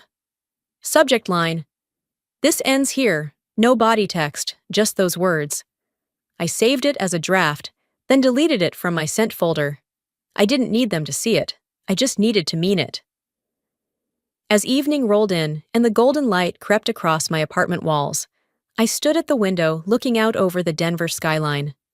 Somewhere across the lake in Granby, they were setting up for another small, intimate gathering, probably stringing up lights and picking out wine, probably not even mentioning my name. But I wasn't going to let that be the story this year. I turned off the light, picked up my sketchbook again, and flipped to the back. A blank page. Clean. Room for something new. I didn't sleep well the night after I packed my bag. Even after shutting my laptop and pushing my phone face down on the counter, my thoughts kept humming, circling the same ache like a bruise I couldn't stop pressing. By the time the sun dipped below the skyline the following evening, I'd barely left the apartment. I kept pacing, between the kitchen and the window, back to the table, where my sketchbook still lay open to a blank page. Still no plan. Just that stubborn knot in my chest that said, "Not this year." Around 9, I made tea I didn't drink and took it out onto the balcony. The night was warm but quiet, the kind that usually calms me down. But not that night. That night, I did what I shouldn't have done. I opened Instagram. It started like it always does, tapping through random stories, mostly friends from college, ads for ceramic paint sets, photos of dogs and bandanas. Then I saw it, a grainy photo from my cousin Hannah's feed. It was a picture of the welcome table at the Ridge Family Retreat. A laminated sign stood front and center. Annual Ridge Family Retreat. Confirmed attendees, 97. I blinked. 97. Not 20. Not just the core family, like Mom's email had claimed. I tapped to pause the story and zoomed in. The image was blurry, but the names were real. There was Lorraine, of course, and Amanda, all their spouses. Even Great Uncle Howard, who lives 3 states away and hasn't remembered my name since 2004. And right there, just under special guests, Silas Cray. Silas. My stomach dropped. The same man my parents had forbidden me to see after college. "He's not Ridge material," Dad had said, whatever that meant. I hadn't spoken to Silas in years, but there he was, smiling in the photo below that post, arms slung casually around Amanda's husband, like they were old fraternity brothers. I stared at the screen until my tea went cold. Then I picked up my phone and, before I could think better of it, typed out a message to Lorraine. Didn't realize we were inviting ghosts now. I didn't expect her to reply, and she didn't. I kept scrolling. The next post was a video, a short clip from the first dinner. Lorraine stood at the head of the long table set up by the lake, glass of wine in hand, her voice perfectly modulated for effect. "To family," she said, raising her glass. "The ones who show up and always make space." They clinked glasses, laughed, cheered. I just sat there, phone in hand, in a silence that felt louder than anything I'd ever heard. It was never about space. It was never about logistics. It was about control, about optics, about curating who belonged and who didn't. The more I thought about it, the more the memories started lining up like dominoes. I remembered the bridal shower I wasn't told about, the Christmas card they posted where I was photoshopped out, cropped for layout, they'd claimed, the baby shower where my RSVP got lost, and Lorraine had smiled and said, "Oh, we figured you were probably busy with whatever it is you do." This wasn't a one-off. This was a pattern, and this time, they'd just done it in public. They'd put the list in writing, they'd posted the photos, they'd toasted to the people who always make space, and they knew I'd see it. That's when the hurt started turning into something else. Not rage, no, that would have been easy, but clarity. Cold and clear, They weren't sorry. They weren't hiding it. They were proud of it. They were shaping the story where I didn't exist, and they were hoping I'd be too ashamed or too exhausted to contradict it. That meant I didn't owe them silence anymore. I stood up from the balcony chair, went inside, and powered up my laptop. I opened a new folder on my desktop and named it Retreat, My Version. No documents inside yet, no images, no sketches, just the name. But that was enough. For the first time in a long while, I wasn't reacting. I was designing. I didn't know what this was going to become yet. I didn't know how big or small it needed to be. All I knew was I couldn't stay invisible and also expect to be remembered. If they were going to write me out of their version of this family, I was going to make sure I had mine. With my own words, my own art, my own table. However small, however quiet. I shut the laptop, laid down on the couch, and stared at the ceiling. They'd made their message loud. I'd make mine clear. After shutting the laptop and letting the silence settle around me, I spent most of the next day in a strange sort of limbo. I didn't paint. I didn't answer calls. I didn't even go down to check the mail. Instead, I drifted through thoughts, unfinished ideas, half-buried memories that started crawling back now that I had opened the door. That night, I didn't sleep much. And the next morning, instead of trying to push through the fog with caffeine and fake productivity, I tossed a few things into a backpack, grabbed a water bottle, and drove west, out toward the hills that curved around the edges of Granby. I didn't head toward Ridge House. I didn't even consider it. Instead, I followed a smaller road that led to an old trail I used to walk when I stayed with Grandpa as a kid. It wasn't far from where the retreat was being held, but it might as well have been a different world. That house by the lake? It was once where I learned to draw. I remember the exact day. I was 8. Grandpa had handed me a sketch pad, not some childish coloring book, but the real thing, and said, "What you see matters, Venus. Capture it before it disappears." It had never occurred to me that things could vanish until he said it like that. At the time, I thought he meant sunsets or shadows, or the way pine trees looked when the light hit them in the evening. But now, standing near the same path I used to walk barefoot, I knew better. He'd meant everything, places, people, the way a family once felt. I sat on a boulder under a familiar pine, one I had drawn dozens of times before, and took out my phone. It was habit by now, scrolling just to keep the restlessness at bay. But that habit came with consequences. A short video clip popped up in my feed. Not from Lorraine directly, of course, but tagged by one of her friends. It was a drone shot, clean, slow, and professionally edited. The caption read, "Our family's legacy, reimagined. Welcome to Ridge House." I didn't need the sound. The visuals were enough. New signage, faux rustic fencing, whitewashed siding. The wraparound porch had been extended and fitted with modern lighting. And at the edge of the lake, a pergola had been added. It looked like something out of a catalog. Then the shot panned to the lawn. A group of people gathered under a tent. Lorraine stood in front, holding a paintbrush.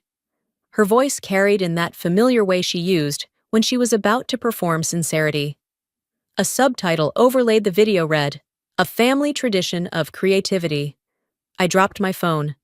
My hand was still shaking when I picked it up. My breath was shallow. For a moment, I thought I might pass out. That place, our place, had been made over like a backdrop for a brand partnership. It didn't even look like the home I remembered. And now it was being used as the symbol of legacy, led by the same sister who made sure I had no seat at the table. I didn't hesitate. I tapped Lorraine's name and hit call. She picked up on the second ring. "Wow," I said without a hello.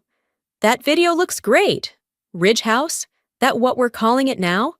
She didn't pause. "It's not just me, Venus. Everyone agreed it needed a refresh." "You mean everyone you let in the door?" A quiet beat. I took a breath. "Why didn't you just tell me you didn't want me there? I'm not stupid, Lorraine." Her tone dropped, flat and polished. Because that's not how this works. We choose what energy we invite. You're complicated. There it was. Polite cruelty. The kind that makes you question whether you've imagined the knife being twisted. Before I could respond, she hung up. I didn't scream, didn't call her back. I just sat there, thumb resting on the screen, realizing the weight of what had just been said. Complicated. That word was their favorite lately. A tidy label for people who refused to play along, who remembered things others preferred to forget, who didn't smile through humiliation or disappear quietly. By late afternoon, I was still in the same spot, trying to steady myself, when I stood and began to walk. I followed the trail up a slope that ended near the ridge above the lake. There, just barely in view through a line of trees, was Ridge House. From this distance, it looked serene, picturesque, the kind of place tourists would book for authentic lake experiences. But to me, it looked hollow, like a memory that had been edited so heavily it no longer resembled the truth. I found the old pine tree I used to draw from. I sat down at its base, let my fingers rest in the dirt. The view used to be wide open here. Now it was lined with fences. New no trespassing signs were posted. Even the lake, something I once believed belonged to all of us, felt like it had been privatized. I took out my phone again, not to scroll, this time to speak. I opened the voice memo app and hit record. "This place raised me," I said softly, watching the sun start to dip behind the trees. "But I don't live here anymore. And if no one remembers me in their story, I'll make sure I don't forget myself." I didn't know who the message was for yet, but I knew I needed it. As I hiked back to the car, my phone buzzed. An unknown number. I let it go to voicemail, assuming it was spam. But then a text came through. "Check your email. You should know what they've really done." Back in the driver's seat, heart thumping low and slow, I opened my inbox. There it was. No subject. One attachment. A PDF. Legal letterhead. The PDF loaded slowly. My Canyon cell signal was weak, and I hadn't joined Wi-Fi yet. When the page finally opened, my chest tightened. I hadn't expected to see my own handwriting. There it was. A beautifully styled event flyer for the Ridge Retreat, framed with watercolor florals. Beneath it, an itinerary, speaker list, and a color-coordinated menu. And right in the center, my logo. Not something similar. Not a knockoff. Mine. Every detail matched the original design I'd created 5 years ago, a personal branding school project. I'd redesigned the Ridge Retreat identity just for fun, as a tribute to something that used to matter to me. I never published it. I'd only shared it with Lorraine. She'd asked to see it, for reference, to pitch to Dad. Now, there it was, stripped of my name. Under the logo, Creative Director, Lorraine Duval. I sat still, the screen glowing in my face. I let it hit me. Not just stolen, rewritten. I wasn't just omitted, I'd been replaced. I called my mother, not Lorraine. I needed clarity first. She picked up quickly, sweet as always. "Did you know they used my logo for the retreat?" I asked calmly. A pause. Not confusion, just calculation. "Well, that was years ago," she said lightly. "I assumed you'd moved on. Lorraine had it cleaned up professionally." "I made that," I said. "It was mine." She sighed. "Honey, don't make this a scene. You always read conflict where there isn't any." I hung up, not out of anger, but to avoid giving her words she'd twist later. I'd been down that road before. "She's reactive," they'd say, always so dramatic. I opened a folder on my old Gmail, Retreat Rebrand. There it was. Every file, sketch, timestamp, and draft. Proof it was mine. I uploaded everything to a private Google Drive titled Legacy Theft, Ridge Retreat 202X. I wasn't planning to go public, yet. I just needed the truth in one place, before it got rewritten again. At the bottom of an old sketchbook, I found the original pencil draft. In the margin, I'd written, "Ridge Legacy, not a brand, a promise." I'd believed that once, that families didn't erase each other, that if you made something beautiful, it would be recognized. That legacy meant truth. Then came a new email. No subject. One attachment. A screenshot of an internal memo. The sender. From Wendell Ridge to Legal Ridge Holdings. Subject. Estate consideration. Executorship. I read the text slowly. Given Venus's history with emotional volatility and inconsistent career direction, I believe it's in the family's best interest to finalize Lorraine as sole executor of the Ridge property and brand assets. I'd like this expedited before the next retreat. Emotional volatility. Not inclusion, not conversation, just dismissal. I wasn't just forgotten, I was disqualified, labeled unstable, dangerous to the brand. The irony was sharp. They'd erased me, then blamed me for not being there. I didn't cry, I didn't rage, I just felt cold. Years ago, I might have doubted myself, let their words shake my sense of reality. But not anymore. I wasn't unstable, I was inconvenient. And inconvenient people don't fit into neat family narratives. They get edited out. I walked slowly around my apartment. The walls were bare except for 3 of my framed works. None of them hung perfectly. I'd never used a level. I liked seeing where things tilted on their own. Back at my desk, I searched my legal contacts and found a name. Elizabeth Marrow, a friend's intellectual property attorney. I didn't call her, not yet. I wasn't planning to sue, but I was done pretending it didn't matter. The knock came before sunrise. I was sitting at the kitchen table, laptop still open from the night before, when I heard the soft, almost tentative sound against the door. I hadn't ordered anything, and no one in my life showed up this early without texting first. So I waited a second, hesitant, then got up slowly and peered through the peephole. A courier? Anonymous. No uniform, no company badge. Just a man in a windbreaker holding a padded envelope with my name handwritten on the front. He didn't speak, just nodded once and left. Inside was a folded letter and a black flash drive taped to a piece of cardstock. No signature. Just one sentence typed in plain black font. You'll want to see this before you act. There was no hesitation in me anymore. Not the kind that used to keep me second-guessing. I walked straight to my desk, powered up the laptop again, and inserted the drive. The file launched automatically. A video. Grainy, time-stamped, and unmistakably real. There he was, Grandpa Robert, sitting in his weathered chair on the Ridge porch, the old cedar frame creaking beneath him. He was wearing the same tan cardigan he always wore when the air got cooler, the one that smelled like pine and pipe tobacco. The camera was shaky at first, then steadied, as if someone had finally set it down on a nearby railing. His voice was softer than I remembered, but full of that old weight. Some things don't belong in contracts, he said. They belong in memory. And I hope this place, when I'm gone, is held by someone who remembers why we built it. He looked off to the side, and then, gently, as if he were reminding the wind itself, Venus, you'll be the one to carry this. You see it differently. There was a small laugh behind the camera. Mine. The date stamp was clear, 6 months before he passed. I watched it twice, then once more.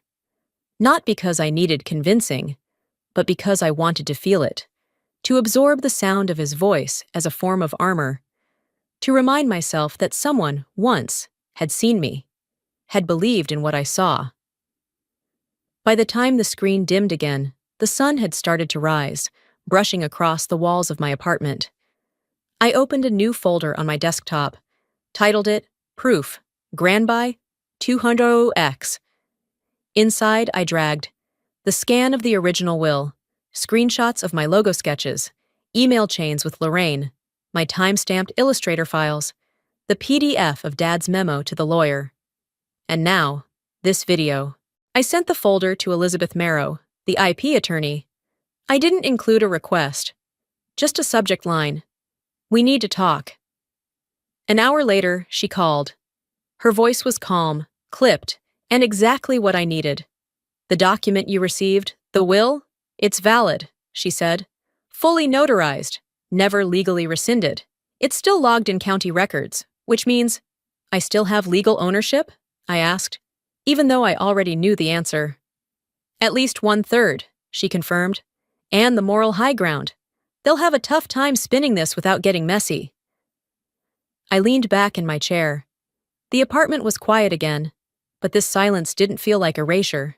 It felt earned. Can we hold off on any formal action? I asked. For now? Of course, she said, but you should start documenting any public usage of the branding, press kits, media coverage, that kind of thing. I'm already on it. And I was. I opened the Google Drive folder I'd created days earlier, Retreat, my version, and renamed it Reclamation. There was still no grand plan, but there was movement, a slow, deliberate build toward something bigger than retaliation.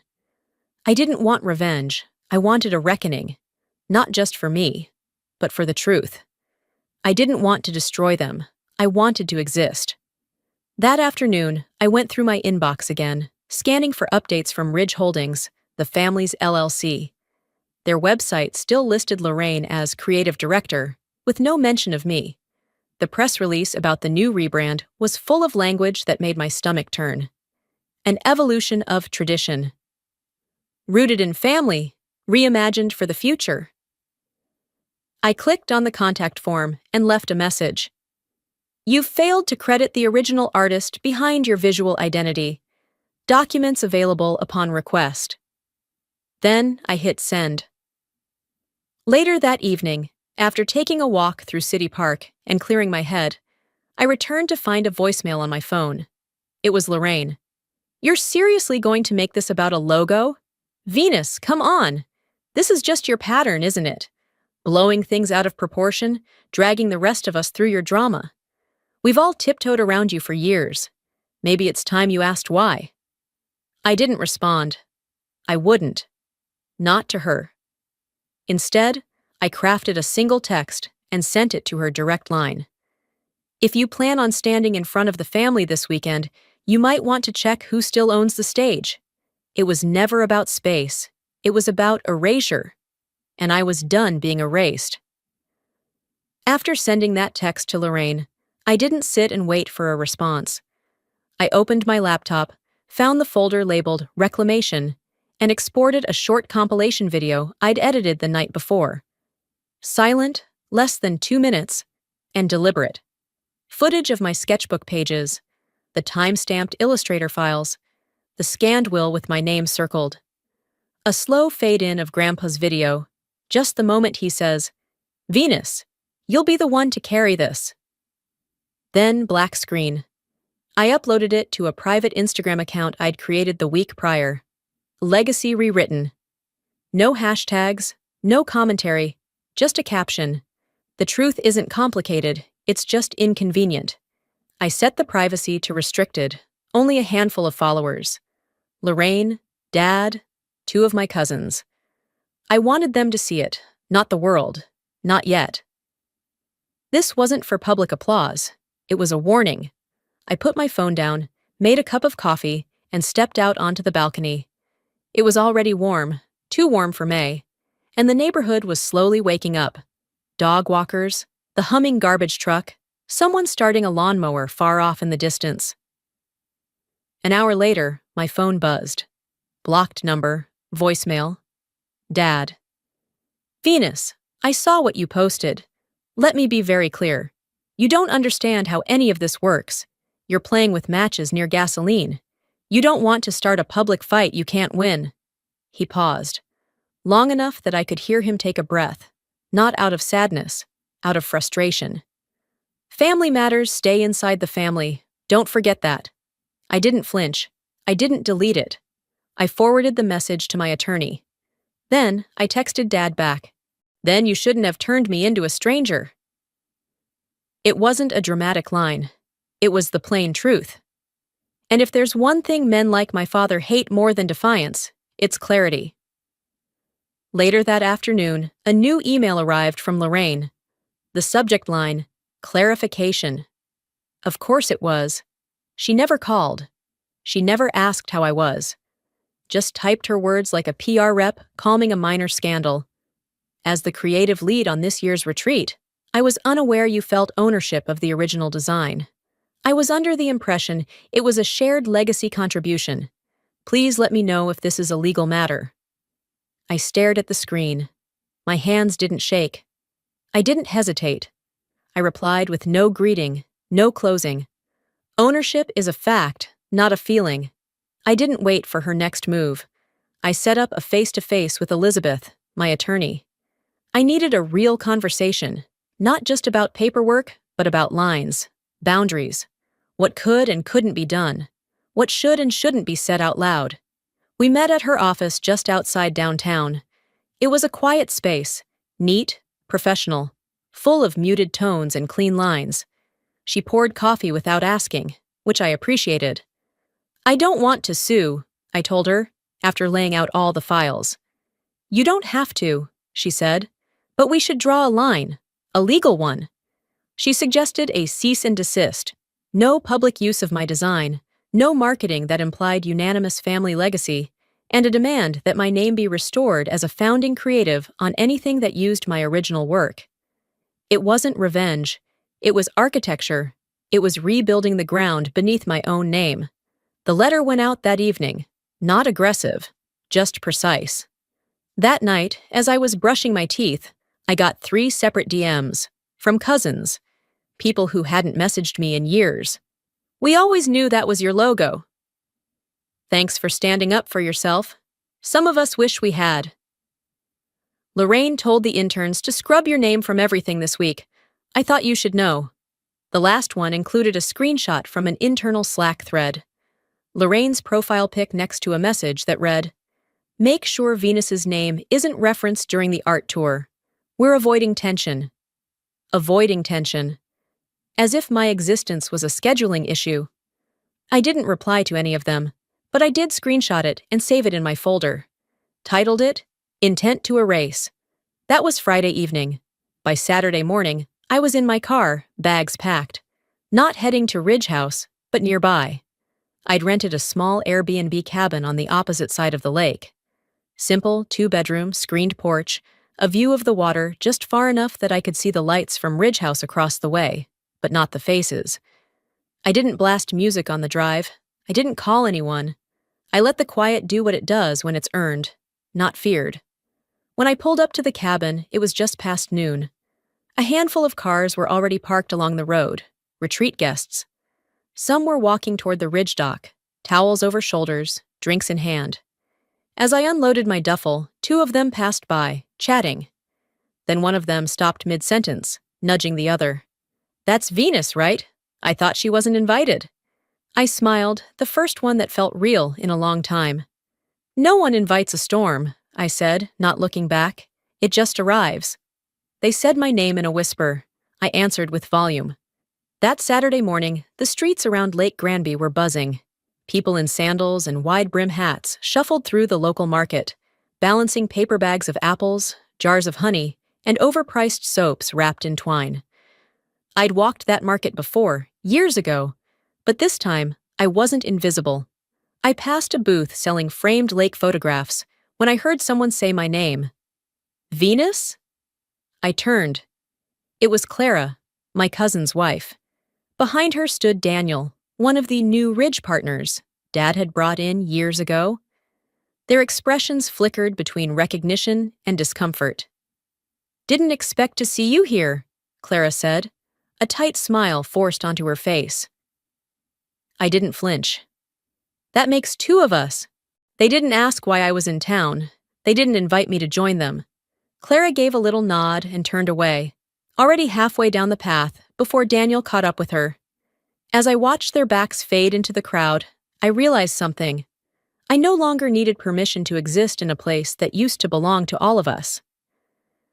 That afternoon, the retreat's legacy presentation was set to take place. I knew because it had been listed in the online press kit. A glossy, curated agenda of family-centric speeches, art unveilings, and Ridge reflections. It was the sort of thing Dad always loved, public affirmation dressed up as sentimentality. I parked near the side road that led up to Ridge House. I didn't wear anything flashy. Jeans, neutral blouse, hair tied back.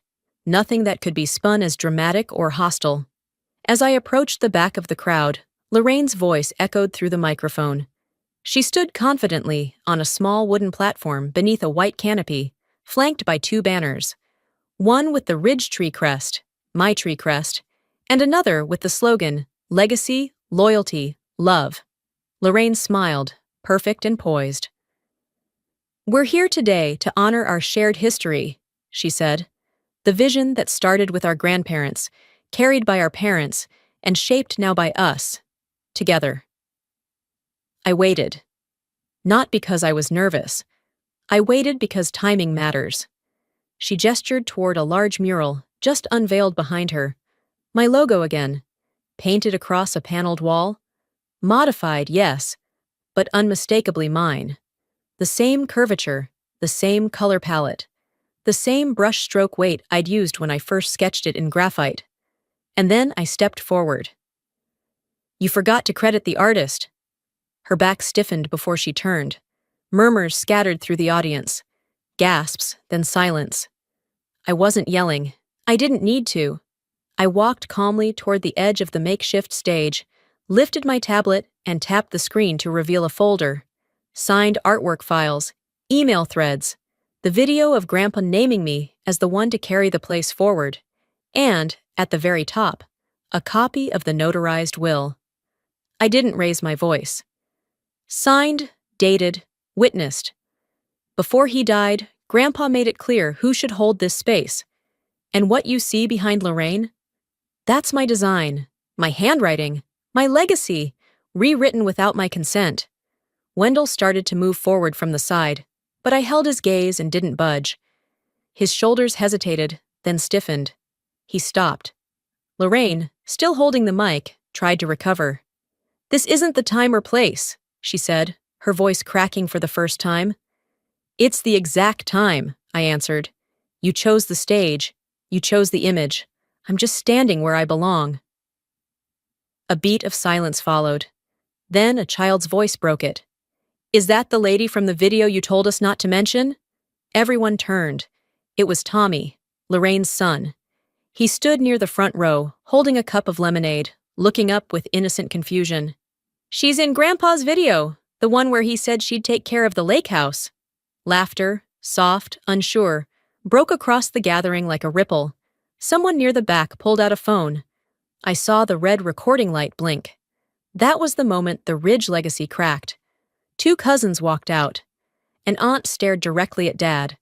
Another guest whispered something, then followed behind. I didn't move. I didn't flinch. I just said, "If you want a legacy that matters, start by telling the full story." And then, without looking back, I walked away. By the time I reached my car, the crowd was buzzing with speculation. The whispers I'd once been afraid of were now out loud. As I placed my tablet on the passenger seat and reached for my keys, my phone vibrated. A voicemail. From Dad. I didn't press play right away. I stared at the screen, letting the moment settle. Then I sat in the driver's seat, turned the key to accessory mode, and let the air conditioning hum softly around me. His voice, muffled but clear, played over the speaker. "We need to talk, not about damage control, about what I got wrong." I didn't react, not yet, because something had shifted, and I wasn't chasing anything anymore. I didn't go back to the retreat. I didn't need to. The next morning, I let myself sleep in for the first time in weeks. The sun was already high by the time I opened the windows at the cabin. The lake shimmered just beyond the trees, and for a moment, I stood there barefoot, coffee in hand, breathing it all in. No sound of distant speeches, no forced laughter, no passive-aggressive small talk served over quiche. Just quiet. The good kind. There were no messages from Lorraine, not even a follow-up to the text I'd sent. Dad had called again, once, but didn't leave a voicemail this time. That silence spoke louder than anything he could have said. I wasn't surprised. A little after 10, there was a soft knock at the door. I knew who it was before I opened it. Jolene stood there, holding a glass pie dish wrapped in a towel.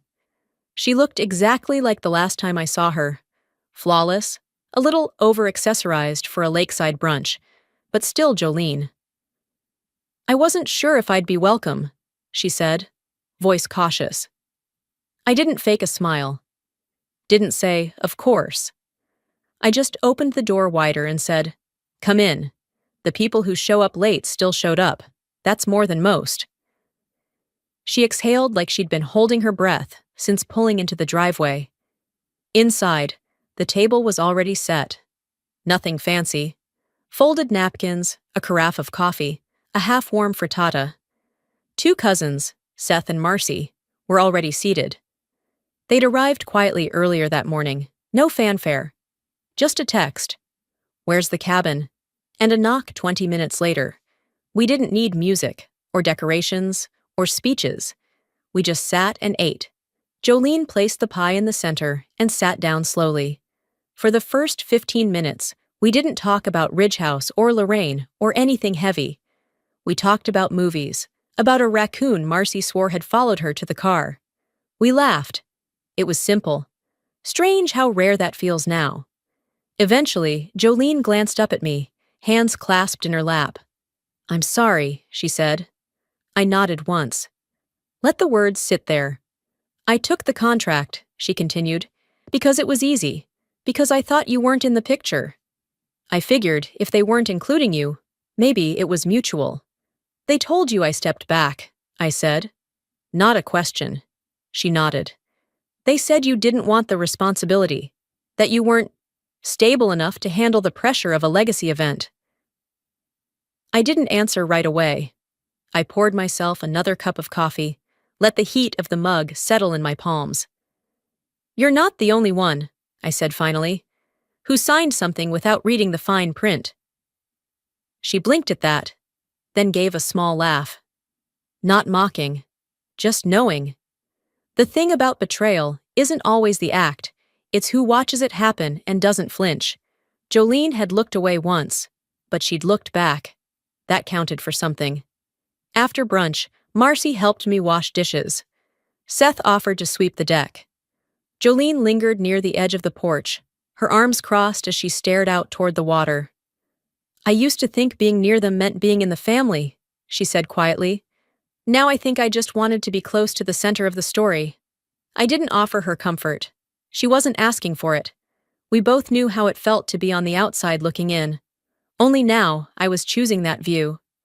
Only 3 people came to my version of the retreat. There were no press photos, no social media tags, no carefully curated speeches about heritage or vision, just conversation, laughter, the clink of forks against ceramic.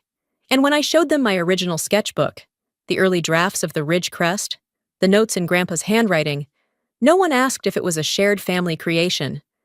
No one tried to explain it away. They just listened. That's what I'd been missing. Not approval, not applause. Just presence. I wasn't trying to prove anything anymore. I just wanted someone to sit in the room and see me. A little after 2, I checked my email. Subject line: Ridge Legacy Feedback Survey. The automated message thanked me for attending this year's event and offered a 5-question form to evaluate the retreat experience. I stared at the email for a solid minute before laughing. Deep, genuine. I deleted it without reading the rest. Later that evening, after the last coffee cups were rinsed and everyone had packed up, I went to my bag and pulled out 2 padded envelopes. One addressed to a journalist I trusted, someone who once interviewed me about design ethics and branding. The other for my family's informal archivist, Aunt June, who ran a private website collecting Ridge history. I didn't write a dramatic cover letter. No ultimatum. Just a short line tucked into each envelope. If anyone ever wants the full story, this is where it lives. I wasn't rewriting their version. I was anchoring mine. As the sun began to set, painting the water in burnt gold, Jolene stayed behind a little longer. We sat on the steps in silence, sipping tea. She finally asked, "So, will you ever go back?" I didn't answer right away. I finished my cup, set it down beside me. "Not unless I'm coming to buy the place," I said, without a trace of humor. The drive back to Denver was quiet. No podcasts, no playlists, just the hum of the highway beneath my tires and the occasional highway sign pulling me forward. I didn't replay the retreat in my head. I didn't think about the mural or the faces that turned when I spoke, or even the voicemail from my father. I let it all sit in the back seat, like old luggage I had no intention of unpacking again. By the time I reached my apartment, the Sunday sun was dipping low, casting shadows across the floor. The place smelled faintly of dust and peppermint, the last candle I'd burned still lingering in the walls. I walked in slowly, set my bags down, and stood in the middle of my living room. Everything felt exactly as I'd left it. And yet, everything had changed. There were no flowers waiting, no messages of congratulations, no triumphant victory playlist, just my own quiet space, my shelves, my books, my sketchbooks lined up in a neat row, my name, uninterrupted, untouched. 2 days later, a letter arrived, certified mail. The envelope was thick, cream-colored, with a logo I recognized in an instant, Ridge Legal Holdings. Inside, a formal notice. The Ridge property had been listed for sale. At first, I thought it was a mistake, but the paperwork said otherwise. The documents were dated a month ago, right around the time Lorraine had unveiled her legacy plan. My name didn't appear once. Apparently, I'd been removed from the ownership ledger last year. Quietly, no notification, no legal challenge, just erased. But I wasn't the same woman I'd been a year ago. I sent a single email to my lawyer, attached everything, again. The video, the will, the paperwork. Within 48 hours, the listing was pulled. I didn't have to threaten. I didn't have to beg. I just had to remind them I still existed. That small, undeniable fact was no longer negotiable. What followed wasn't dramatic. No family conference call. No apology dinner. Lorraine didn't reach out. And honestly, I didn't expect her to. Dad, however, did send an email. Just one line. I regret letting fear decide who deserved to belong. There was no greeting, no signature. I didn't reply. I didn't need to. The man who once said I was too emotional to handle pressure had admitted something I never thought he would. I was never the problem. He was just afraid of what it meant to include someone who didn't follow his script. Later that week, one of my younger cousins posted a photo online. It was of us, years ago, sitting on the Ridge dock with sketchbooks in our laps. She'd tagged me for the first time in over 5 years. No caption full of hashtags, just 6 quiet words. The one who remembered the truth. That was the first time I cried. Not from pain, but from something that looked a lot like release. Of course, the scars remained. I still flinch when I hear the Ridge name in conversation. I still check the guest list twice before agreeing to any family event. I still can't bring myself to attend Thanksgiving. Not yet. But I've learned that some wounds aren't meant to be forgotten.